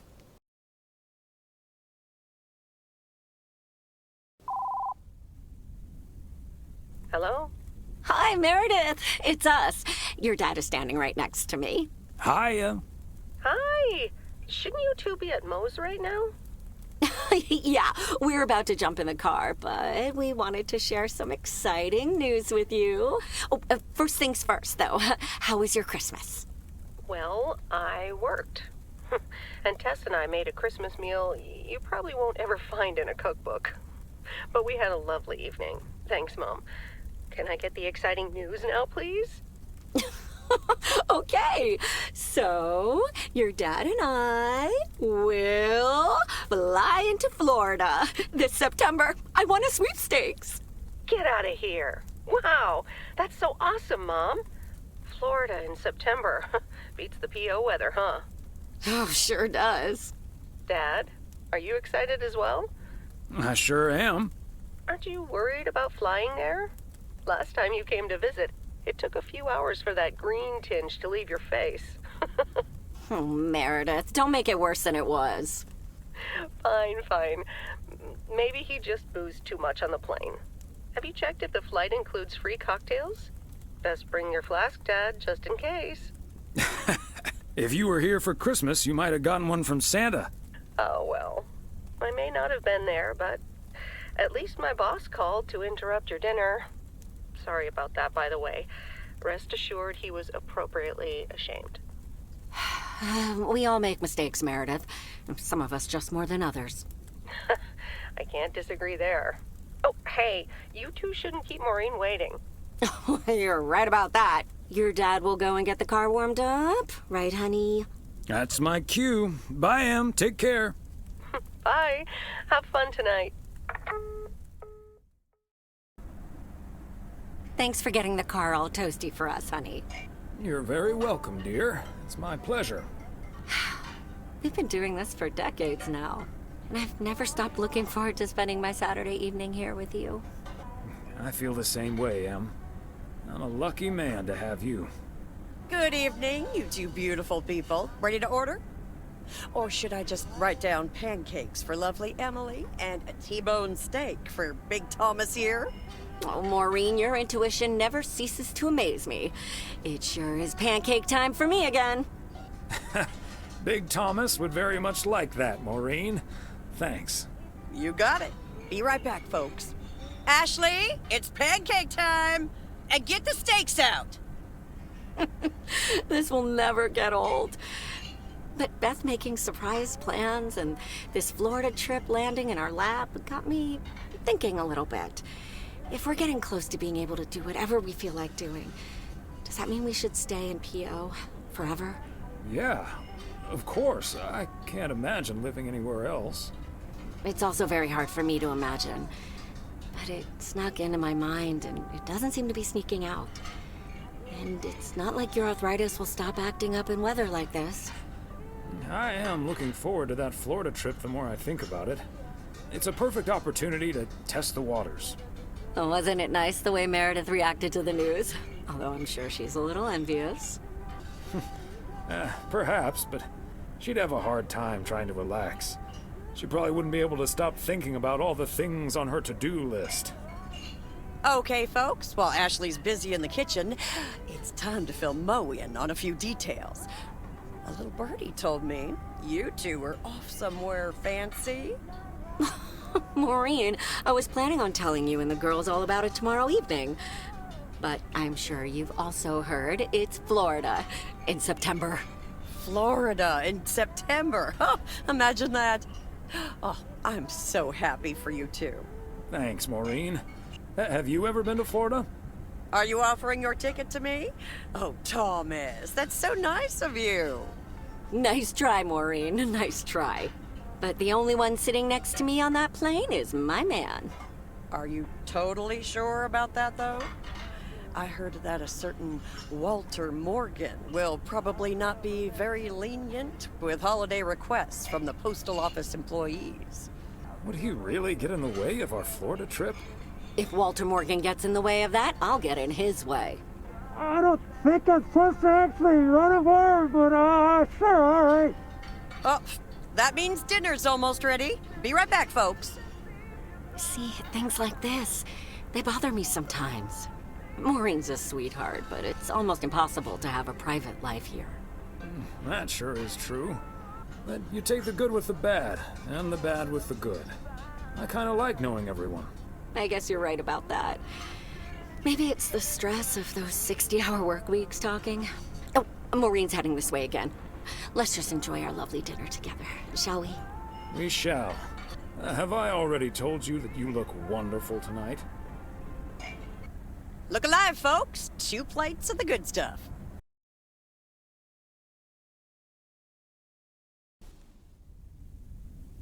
Oh, Thomas, my dear, sweet husband. The one and only. No autographs. The sweetest man alive. Always prepared to help out anyone who asks for a favor, even on his Sunday off.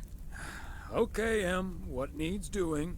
The motel called, and, well, the TV crew would very much like to rent some movies from the Flick Shack today. But I couldn't just let poor little Angie ferry them over in this weather, so... So you promised them I'd do it? Bingo! Would you, dear? Pretty please. Of course, Em. You've been so busy lately. It'll be my pleasure. Oh, thank you so much, darling. Tell you what, I'll make some extra tasty snacks for your poker night tonight. How's that? It's a deal. What in tarnation are you doing? What in tarnation are you doing out and about in the mail truck on a Sunday? What? Coming over to see my favorite video store clerk isn't reason enough? No, but seriously, you've come to pick up some movies for the KNW6 crew, right? Oh, what gave it away? Your wife called ahead. Happy to do it for Emily. And for you. And for the TV crew. Parts of it, anyway.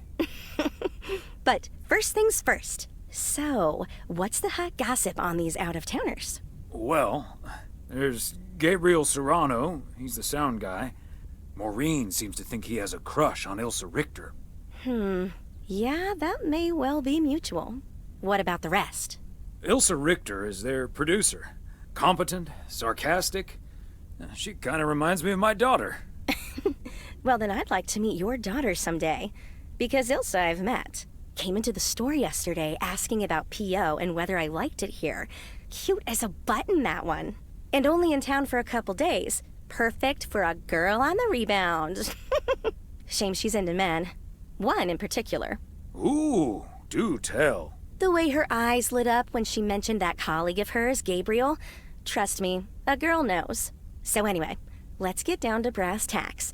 According to Emily, our intrepid reporters have 2 rooms equipped with VCRs between them. One for Connor Price, KNW6, and one for Ilsa Richter.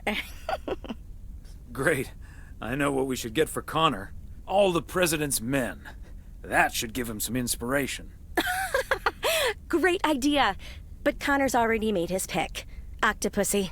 It says it's James Bond's all-time high. I guess they forgot about that time he went to the moon. Fine by me. And what did Ilsa choose? That's where we come in. See, she wants us to pick the movie she'll be watching with her colleague, Gabriel. Thomas, she wants us to pick the movie she'll be watching with Gabriel. We can play matchmaker by picking something romantic. Got it. Exactly. Guide Cupid's arrows, so to speak. After all, 'tis the season. For a little post-Christmas magic? Maybe. You and Emily are regular customers, so you know what I have available. So, which film will it be? Let's go with Love Story. Or is that too on the nose? It's perfect, and we won't risk being too subtle. It has love right there in the title. Great. Love Story it is. The dynamic duo of stupid Cupid strikes again. Although I suppose this is our first strike. Anyway, here's hoping that this is the start of a beautiful love story. I have a good feeling about this. Anyway, I'd best be on my way getting these to the motel. Yeah, thanks for doing this, Thomas. My car, much like myself, is not built for snow. Say hi to Emily. Will do. Bye, Angie.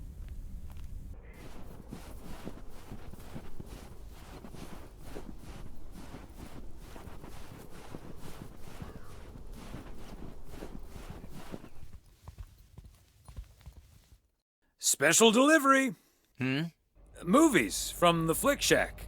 Right. Well, great news. You get to play belated Santa yourself. Room 6 for Richter. Thank you. Right.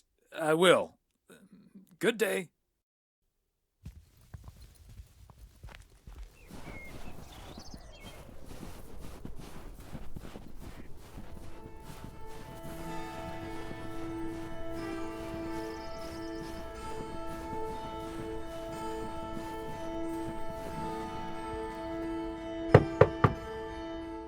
Movie delivery for segment producer Ilsa Richter.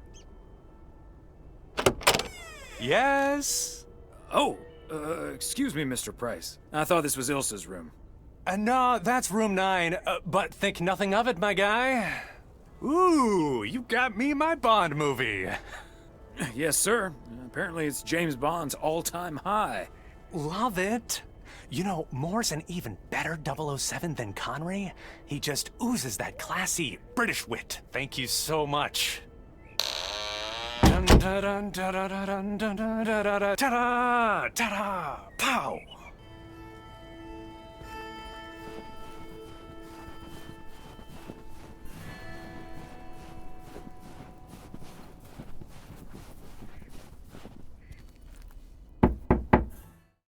A movie delivery for Ilsa Richter.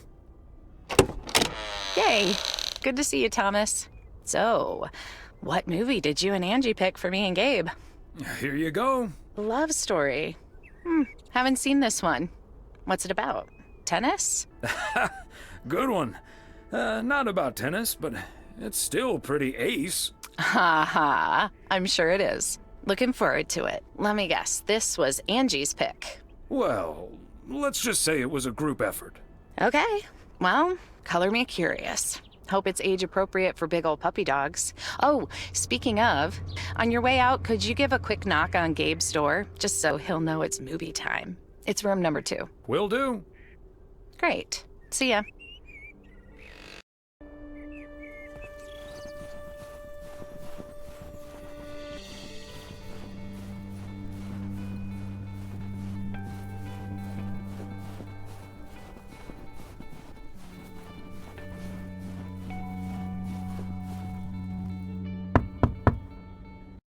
Gabriel Serrano, the lady in room number 9 humbly requests your presence for an evening of home cinema. Thanks, Thomas. I'll be right over. My work here is done. Okay, Ben. Question for you. Do you have that ace or not? You don't have to say yes or no. Just say anything. All I need to hear is one word from you to know if you're bluffing. Nothing? Not even a twitch or a blink? All right, I'll do the talking. I'm all in. Call. And he just instantly calls me. Great. I don't even need to see your hand. Well played, sir. Thanks, Jack. You got unlucky there. I don't know. I just don't have the patience for poker. You know, reading a poker book ain't gonna change that. Hey, Thomas? Why are the curtains closed, by the way? Last time I checked, home games are legal. It's probably better if Frank answers that question. I sure can. Walter Morgan's on my tail. Someone snitched on me, and now I need to lay low until I have a good enough alibi. Morgan again? What'd you do, Frank? I hope you didn't put ladies' underwear in his briefcase again. And please tell me you stopped putting dead rats in his exhaust. The classics. No, I didn't prank him at all this time. He's just out to get me. All I did was sell fireworks to someone. He said something about that being my 3rd strike. I might actually lose my job, fellas. We won't let that happen, Frank. We'll think of something. Thanks, Thomas. I've been racking my brain, but I can't come up with anything. I'm guessing they don't have any photographic evidence. Pictures of you selling these fireworks? Just that there's a guy fitting my description. What are you getting at? I might have a little plan. But let's first play a few more hands. I'm down almost $30. One sec, Jack. Frank, I'm curious. We know Walter Morgan has a few reasons to dislike you, but why do you dislike him? I could tell you why, but it's not a pretty tale. And it better not leave this room, kitchen. Sure, Frank. My lips are sealed, for once. You know I'm no snitch, Frank. Thanks, boys. All right, so this one time back in the summer of '69, it was before I started working in P.O. There were a couple of pesky stray dogs wandering around HQ. I say pesky, but they never really hurt anyone. Just got a little excited if you walked past them eating a sandwich or whatever. Can't blame them, huh? They were hungry, even though I fed them every now and then. Morgan found out, of course, and after one complaint too many, he took matters into his own hands, or should I say, feet. He lured a couple of them behind his car, and before I knew what was going on, it was too late. I heard a loud and gut-wrenching howl. I saw two dogs run away, and Smokey, my favorite one, limped after them. It's the last time I ever saw those sweet dogs. Then Walter Morgan looked me straight in the eye with a smug grin on his face, and he said, "This is how you do a proper job, Frank." I can still see that grin when I close my eyes. Okay, that does it. Walter Morgan is now on my eternal shit list. And I'll make sure the rest of P.O. knows about it. Didn't he also throw a couple of kittens out the window the very same day? What a despicable human being. I can't believe he did that. Well, he didn't. I was joking, of course. I don't really have a good reason for disliking Walter Morgan. That boring old pencil pusher just rubs me the wrong way. Damn it, Frank, you had us good. Okay, folks. Ante up. Here we go again.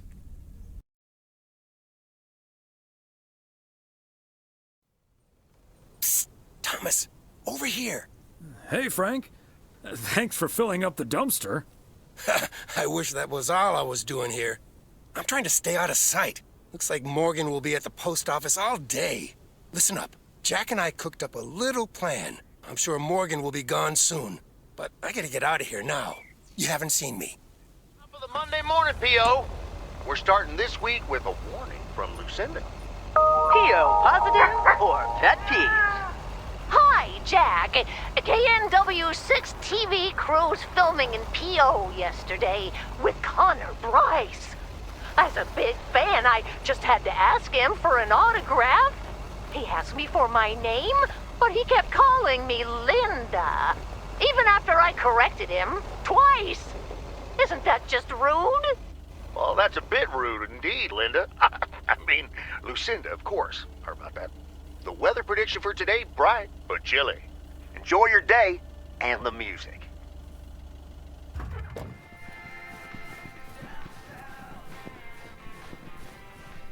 Fancy handwriting on this one.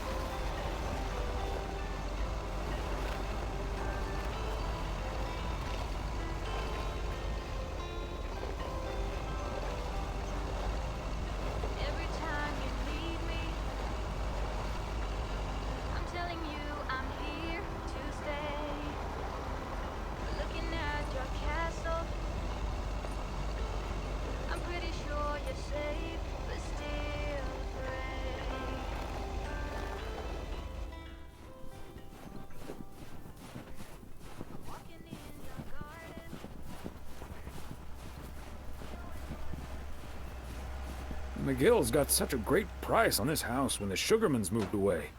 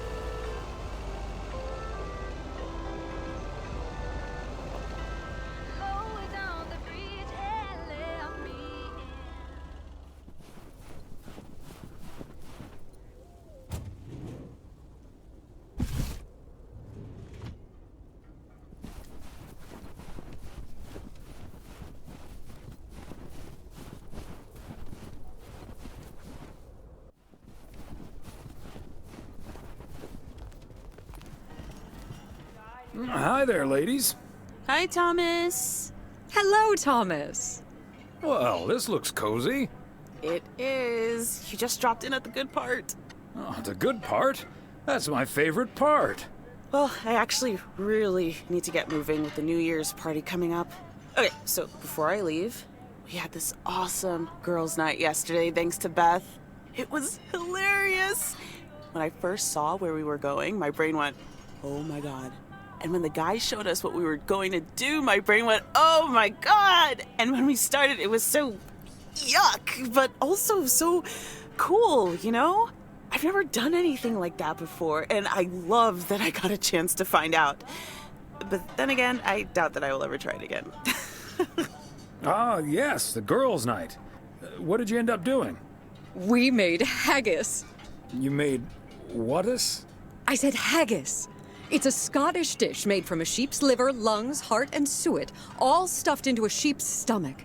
It's this fascinating traditional gourmet staple stemming from the 15th century, would you believe? Poems have been written about it. Meat on top of meat? Sign me up. I have some leftover from last night, if you're interested. It was so gross. I'll have nightmares about zombie sheep for weeks. Bleh. Okay, hate to leave you two, but I really have to sort out this delivery ASAP. Or Maureen will go bananas. Talk soon. Thanks again for the great evening, Beth. Bye. Bye, Kay. Well, now, I really should get back to the grind as well. Those New Year's prize reductions aren't going to fix themselves. Wait up, Beth.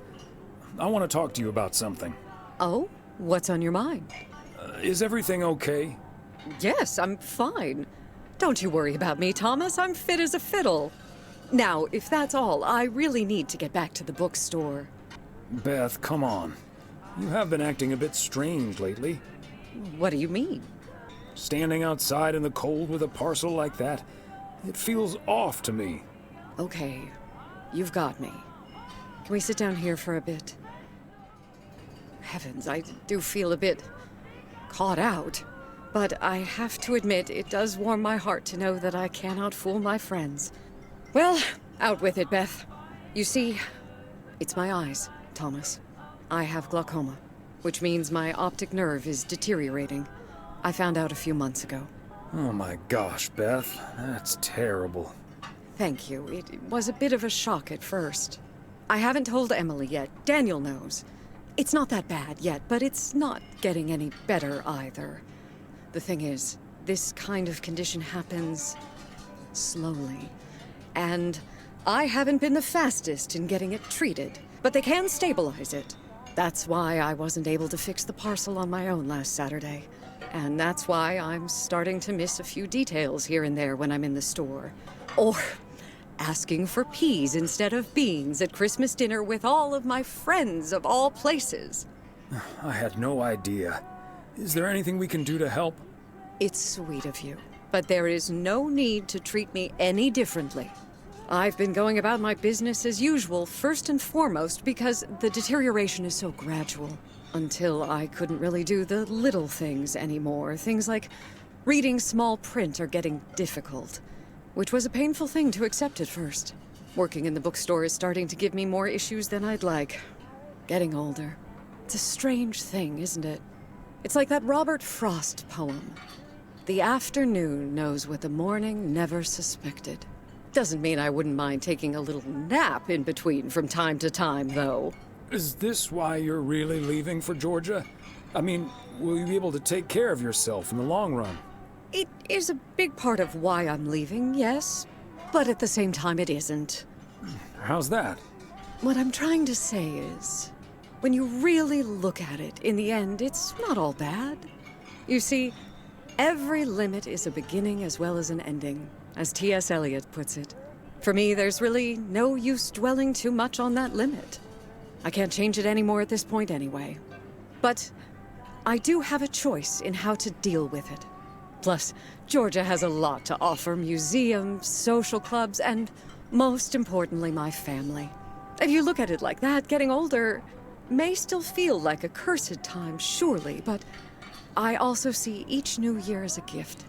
An opportunity to start new adventures, explore, and have more fun. You can't take something like that for granted. I like that mindset. I had a feeling you'd understand. Hey, I'd make a pretty poor friend if I didn't.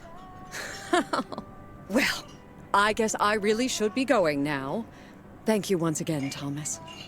I do feel better now that it's out. You're a good friend. No, thank you, Beth. Bye now.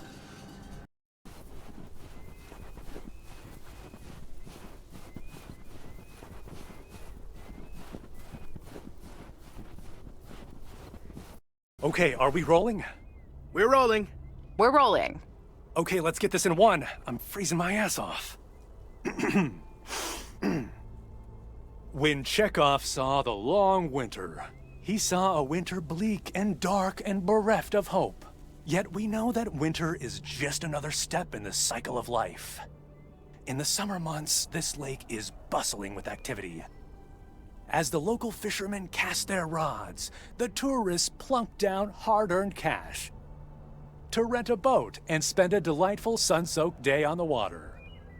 Not so during this particularly harsh winter, however. Now the watery heart of Providence Oaks finds itself completely frozen over. No, that won't do as an analogy, because now we're sort of implying that residents have grown cold-hearted during the winter. Doesn't work, doesn't scan. Yeah, and what was with that Chekhov stuff? I don't get it. Chekhov? Like from Star Trek? All right. Let's try something else. Hey, wait a minute, Mr. Postman. How's it going? Oh, don't mind me. I wouldn't want to interrupt. Hey, listen, how about I ask you a couple of questions on camera? Just simple stuff about the town. Sure, I'd be happy to. Great. Just move over here. Are we both in the shot? Yeah, that's fine. This'll be great. The lake as a backdrop. Perfect. Let's go. All right. This is... His name is Thomas Weiss. I knew that. Thomas and I go way back. As the local mailman for truly countless years, Thomas Weiss knows Providence Oaks like he knows the back of his own hand. So, Mr. Weiss, how would you characterize this small, cold town and its warm inhabitants? That's easy, Connor. Whether you're new in town or have lived here for ages, what's clear is this. This gorgeous little lake town of ours cannot be summed up in a single soundbite. Nevertheless, When the low winter sun hits that shimmering water just right, you realize Providence Oaks is breathtaking. And wherever you are, or whatever you face, here, a goodbye never has to be a farewell. And cut. Ah, that's so sweet, Thomas Weiss. Completely unusable, but sweet. I know I've got goosebumps. Yeah, that went well, kind of. Now, let's scout out the establishing shots at the far end of the pier. Let's go, Connor. Aye, aye, Captain. Gabe, you can take 5. My advice would be to take those 5 in the van, to reduce the risk of any further ass freezing off incidents. Noted. Thanks, Ilsa. Thomas, sir? Hi, Gabriel. What's up? Just that, well, we'll be ringing in the new year right here in Providence Oaks. So, my mom is shipping over my tuxedo. Can you make sure it arrives okay? She says she clearly marked the package Serrano Room 2. Oh, of course. Mailman's promise. So, how did you and Ilsa like the movie? Oh man, it was beautiful. Heavy stuff, though. At the end, Ilsa totally had tears in her eyes. And, well, so did I. There is something else I wanted to ask you about. I guess I'm curious. How did you, woo your wife? It's pretty simple and cliched. She's my high school sweetheart. I took her to the fairy tale dance. We snuck off to smooch under the bleachers, and the rest is ancient history. But I'm guessing that doesn't help you with what you really want to know. You want to know if you have a shot with Ilsa. Shh, keep it down. Don't mention her name. But yeah, I'm terrible at that kind of stuff. It's just, you seem like a wise man. I'd really appreciate your advice. Well, okay then. My advice is to think about how things felt last night. Let that guide your decision. It might sound corny, but you can't go wrong following your heart. Wow. And is that your definitive judgment? Absolutely. That's the best I can do. All done. Hey, what are you two schmoozing about? A mailman never tells. Excellent. Now start the engine, Gabriel. We're rolling out pronto. Man alive, it's cold today. On it, Mr. Price. Thanks, Thomas. You've been a huge help. So, take good care of that tux, yeah? Will do. Bye, folks. Oh, Thomas, hello there. Could you be a sweetheart and bring that over to me? Of course. Oh, careful now. Robert cleared most of the snow, but it's still a bit slippery. Thank you so much. If only I still had the balance and agility of my feline friends. Oh, and good day to you, of course. Well, if it isn't... Mortimer, right? Right you are, Thomas. You're Mortimer's favorite mailman. The feeling's mutual. You're my favorite cat, Mort. Immer. Right, Mortimer. So, what do you have for me today, Thomas? Just a letter.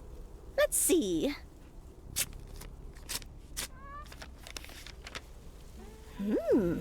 This sounds interesting. Apparently, I need to make a few copies of this letter, and if you send this letter along with $5 to the first 6 people on this list, your name will be added to the bottom. Soon enough, your name will rise to the top. Then many people will send you $5. You will earn lots of money with one small investment. Oh, what a great idea! What do you think, Mortimer? Mildred, that's a classic chain letter scam. Don't fall for it. No one ever got rich off of one of those. Well, except for the post office. Are you sure, Thomas? They make it sound so easy. Trust me on this, Mildred. If you've seen one pyramid scheme, you've seen them all. $30 is quite a bit of money. I'll think about it. You do that, Mildred. See you at Moe's tomorrow night? Probably. Bye, dear.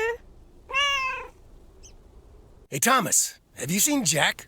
Nope, I haven't, Frank. How did it go with Morgan? Didn't happen, yet.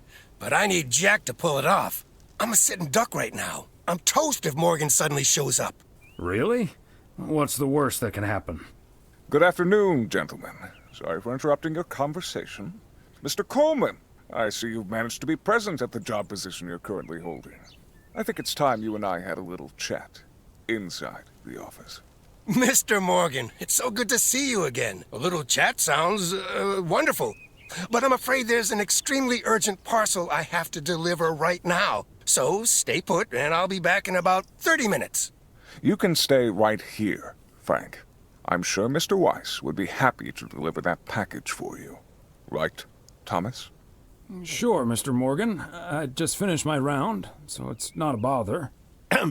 Excuse me, sir? Hi.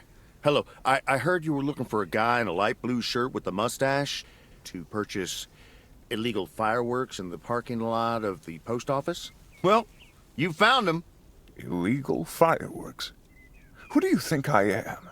Sir, you don't have to keep your guard up. Frank and Thomas here both know me very well, and I'm sure they won't tell a soul about what you're doing right now. So, what will it be? I've got rockets, Roman candles, fountains, sparklers. I even have barrages that'll give you a fireworks extravaganza that you won't ever forget. I think there must be a misunderstanding here. Please, don't put Mr. Morgan in this position. If people walk by and see this, they might snitch on him and get him into trouble. He could even lose his job over this. I don't think Mr. Morgan is interested in buying fireworks, to be honest. I'll tell you what will happen now. I'm going to get in my car, start the engine, drive home, and pretend I did not just spend 3 days in Providence Oaks for absolutely nothing. Sir, if you take a left at the deer statue, you'll eventually pass my barn, and I can fill your trunk there in just 1 minute. Do you have cash on hand? Gentlemen, I'll be back next year. Frank Coleman, your luck will run out one day. I wouldn't bet on it. Tally-ho, Morgan. Boy, oh boy. If you can't stand the heat, stay out of the kitchen. Thanks, guys. I owe you one.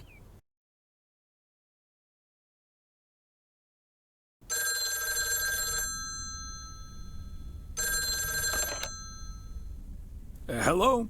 Evening, Thomas. It's Maureen. Oh, hi, Maureen. If you're looking for Emily, she's at the motel right now. I was actually looking for you, Thomas. I don't know what to do with this Nancy situation. I get so worked up just thinking about it. And that usually gets in the way of doing the right thing, you know? I need to talk to someone who's a bit more emotionally detached from the situation. How can I help you, Maureen? Simply put, I don't know if I should give in to that Nancy Carlisle and her overpriced snacks, or tell that woman to take a hike. But then we'll end up with a lackluster New Year's Eve party.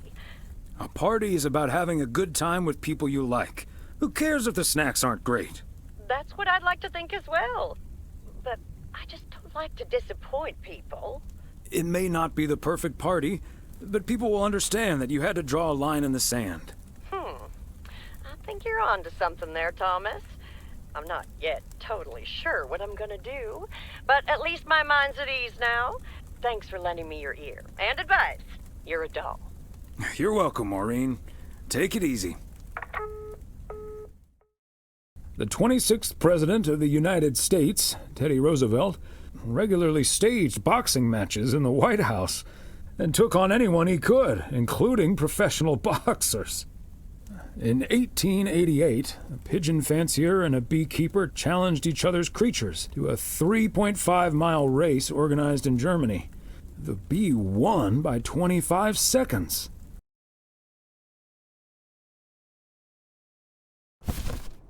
A belated Christmas gift? Maybe.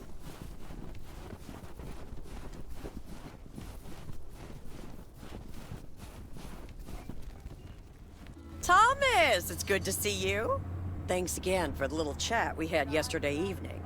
Don't mention it, Maureen. Was glad to help. I think I've made the right decision. But I guess some situations don't have a perfect solution. You'll find out tonight, Thomas, We'll have a grand old time regardless. Don't be nothing unless you got somebody else to share it with. But I'm alone for Christmas.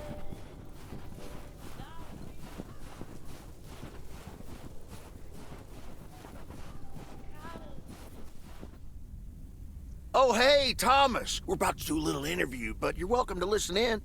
Mr. Price, you know Thomas Weiss, don't you? Sure do. You're resident mailman, am I right? Good to see you, man.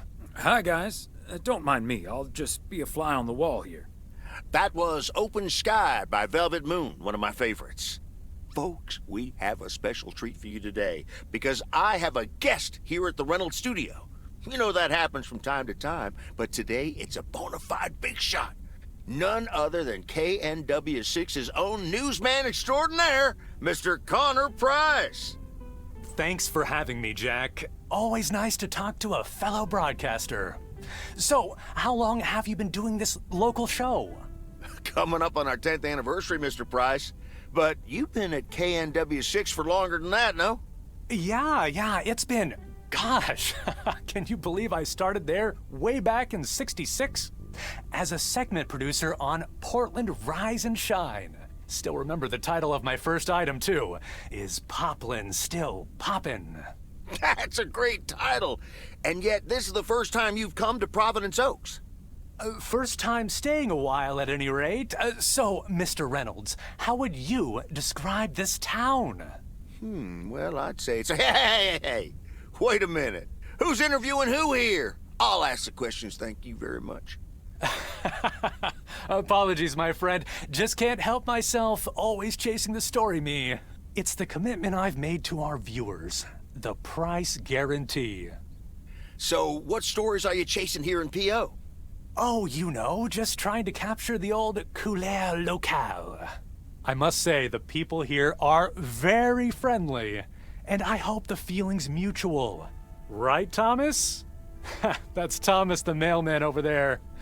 But never mind, he's not mic'd. Well, Mr. Price, we did get off to a rough start. You don't say. Because we happen to have a little section called P.O. Positive or Pet Peeve. You might have heard of it? Can't say I have, but I do like the alliteration. Well, Lucinda Boyle called in a pet peeve yesterday, saying you were quite rude to her when she asked you for an autograph. Well, I'm sure that was a misunderstanding. See, I must have been on a really tight schedule, because otherwise I'd do anything for a fan. That's... The price guarantee, right? Sure. Anyway, we'll be back with Connor Price, KNW 6-star reporter, right after this. What the hell, Jack? Ambushing me like that live on air? Relax, just joshing you a little. But I'll let you plug the heck out of this Oregon Trail thing you're filming. How's that? We'll make sure everyone in town fully cooperates with your crew in the home stretch. Well, speaking of the home stretch, I better get back to my job as a serious broadcaster. It's been real, pal. Can you believe this guy? Sheesh. Don't take it personally, Mr. Price. Jack's a swell guy. That's the thanks I get for stopping by amateur hour. Sorry you had to witness that, Thomas. Made for good radio, though, while it lasted anyway. I'll see you at Moe's tonight, yeah? You don't want to miss what Frank's been cooking up. Can't wait. See you there.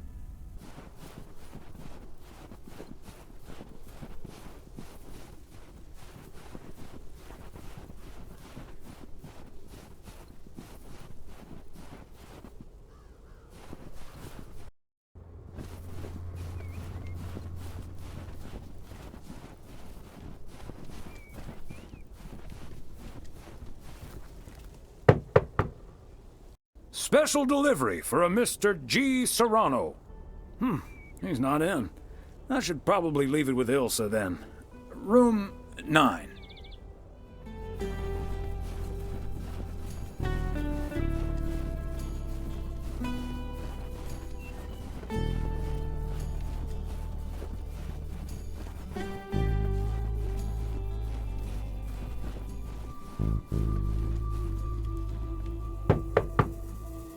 Please accept this delivery for room number 2. Hi, Thomas. Oh, is that Gabriel's tux? Signed, sealed, delivered. That's the Weiss guarantee. Okay, I'll take care of it.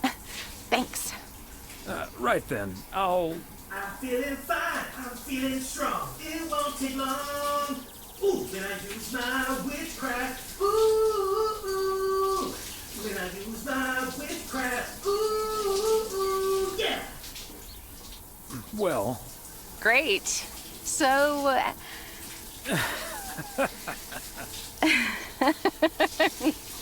See you tonight at the diner. Oh, and thank you. My pleasure, Ilsa.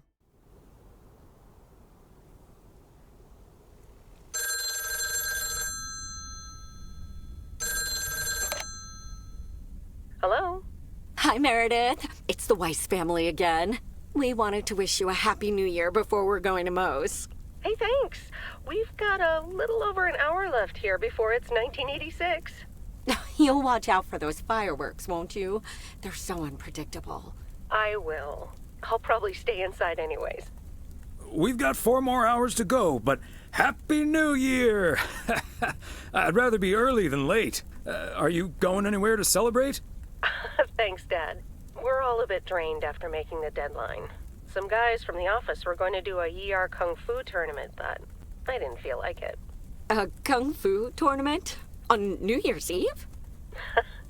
Yes, Mom, it's a video game. But Tess and I are going to watch Trading Places instead at my place. I think that New Year's Eve is overrated anyway. People seem to think it must be the best night of the year, but all you usually get is a lot of drama and a solid hangover. My New Year's resolution was not to make a big deal out of New Year's Eve anymore. And it looks like I'm not going to break it. But don't let that ruin your evening. It won't. We'll have a good old party and start the new year with a bang. And that hangover will clear up in no time with a New Year's Day walk in the snow. Shall I remind you of this when you're curled up on the couch under a blanket? Sorry, Meredith. Your father's memory needs a little grease between the hinges. Like starting the car in time before going to Moe's? Bingo! Okay, guys, I won't hold you up. Have a great evening, and a Happy New Year. Love you. My beautiful people, may I have your attention for half a minute? First of all, welcome to Moe's. We're excited to celebrate the last few moments of 1985 together with you. It was quite an undertaking to host this New Year's Eve party at the last minute. So if you feel like the snack situation isn't up to standard, you're right. But we do have enough tater tots, french fries, potato wedges, and potato pancakes to feed the entire village. Thank you so much for that, Jack. And thank you all for coming. Cheers to a great evening. Well, if it isn't my favorite KNW6 News team. In the flesh. Hi, Thomas. Nice tuxedo, Gabriel. Thank you. And thanks for making sure I got it. I put it on right after I got out of that shower. He toweled off first. Don't worry. There we go. Champagne for my real friends and real pain for my sham friends. Ah, good to see you, man. So, is the segment on Providence Oaks in the can yet? Almost, my friend. Still have to shoot the countdown to the new year. Hopefully that gives us the ending we need. I've been promised a spectacle. Easy on the alcohol there, Connor. We still need you on camera. Can't have you slurring your words. Slurring my words? Whatever do you mean, Ilsa? Quit fooling, you guys. It's getting close to midnight. Let's set up and get ready. Showtime. Okay, getting into character. See you on the flip side, mailman. Hi, honey. There goes that Connor Price. Would you believe the motel had to custom order a blow dryer just for him? He tipped generously, though. Oh, is that Beth sitting over there? Let's join her. Good evening, my dearest of friends. Almost time for Auld Lang Syne, eh? Did you know that Auld Lang Syne was written down by Robert Burns in the 18th century? And that he based it on an old Scottish folk song? He wrote it to a different melody than the one we sing today, but I have to say, I do like this version. And it's often sung after a special dinner where haggis is served. Would you believe? Honestly, Beth, I don't know how we'll get by without these fascinating facts when you're gone. Well, I will still be selling sets of encyclopedias at the store for a few more months if you need them. I'll cut you a nice deal. Only if you'll help load them into my truck. All joking aside, my friends, now that a new year is upon us, I feel a moment of thanks is in place.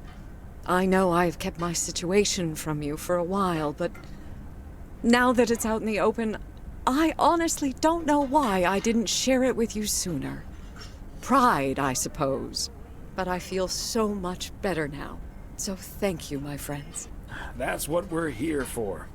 Glad we could be there for you, Beth. And thank you for opening us to it. We'll always be there for you. But you have to let us in first. I hope you'll remember that when you're in Georgia. Definitely. In fact, it's my new resolution for 1986. Along with letting go and seeing where life takes me. What about you, Emily? Any resolutions? Well, less work and more fun, I suppose. Now that this guy Matt is joining the motel, I am looking forward to a bit more quality time. What about you, honey? Another year with you is all I could ever hope for, dear. Oh, I love you too, Big Bear. Should old acquaintance be forgot and never brought to mind? Well, whatever the future brings, this old acquaintance here will be hard-pressed to ever forget you two. Same here, Beth. Absolutely. We wouldn't be able to forget you if we tried. Not that we tried, of course. And like you said at Christmas dinner, even if the reasons for change are sometimes out of our hands, let's focus on the new beginnings that come along with them. And what better time for new beginnings than New Year's Eve? Attention, folks! It's showtime! If you want to see the biggest fireworks show west of the Rocky Mountains, you better be standing outside in about 10 minutes. That's my cue. From a little spark may burst a flame, as Dante once put it. But I need to visit the ladies' room first, or I'll turn into a pumpkin. See you outside. Isn't she marvelous? I'm so happy for her, but I am going to miss Bethany. So will I. Seeing a parcel addressed to the bookstore always brightened my mood. It makes me feel a bit melancholic. Even more than I usually am on New Year's Eve. This odd feeling of looking back and forward at the same time, and now I'm doing that over a much longer period than just the coming and going of the year. I know what you mean, and there's nothing wrong with that. It's good to have something to look forward to. And we sure have something to look forward to, don't we? I guess that's what's most important in life.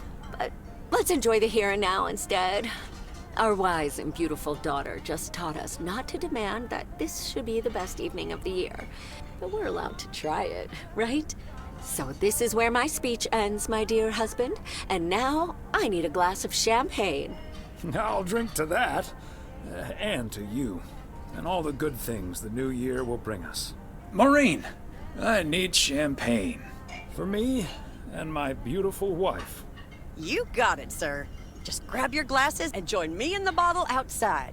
It's less than a minute now. 20 seconds on go, Mr. Price. Go. And so, 1985 draws to a close. With mere seconds left in the year, I've been told this little lake town will strive to end 85 with a bang. In 10, 9, 8, 7, 6, 5, 4. Holy Toledo! Ilsa, are we getting this? Somebody check on Frank!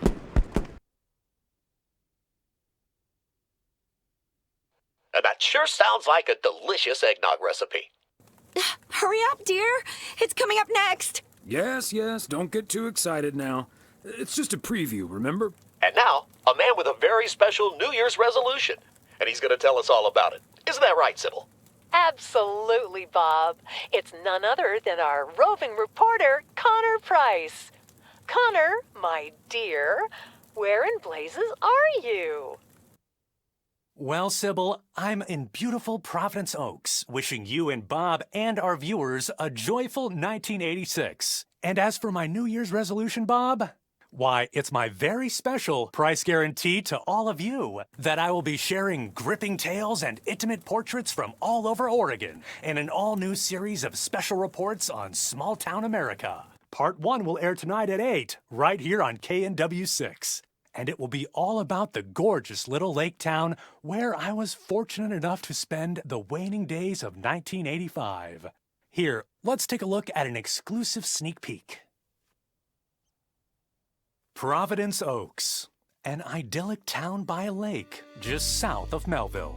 It's where this reporter counted down to 1986. And although, unfortunately, the fireworks started a little early, so we didn't quite manage to catch them on tape. Take it from me, it was quite the spectacle, courtesy of postal worker Frank Coleman. Just a faulty batch of leftover 4th of July material, I guess. Not mine, anyway. No siree. But I'm all right, folks. Really, everyone can stop calling me at home. I'm A-OK. And perhaps that encapsulates the true nature of Providence Oaks. Or P.O., as it's called by those who know and love it.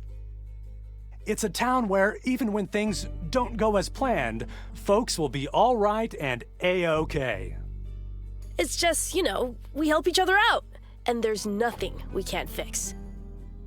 A town where first impressions can be deceiving. This town may look sleepy from the outside, but trust me, there's always so much stuff to do and take care of. Ugh. A town where generations have grown up. It's a great place to raise kids, and also a great place to have been raised as a kid. Myself, I mean. Back when I was a kid, being raised here. Was that okay? A town where patience is still a virtue.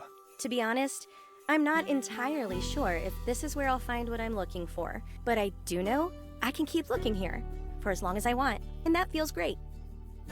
A town full of unique individuals that, deep down, have more in common than you'd think. The average Providence Okian probably doesn't exist.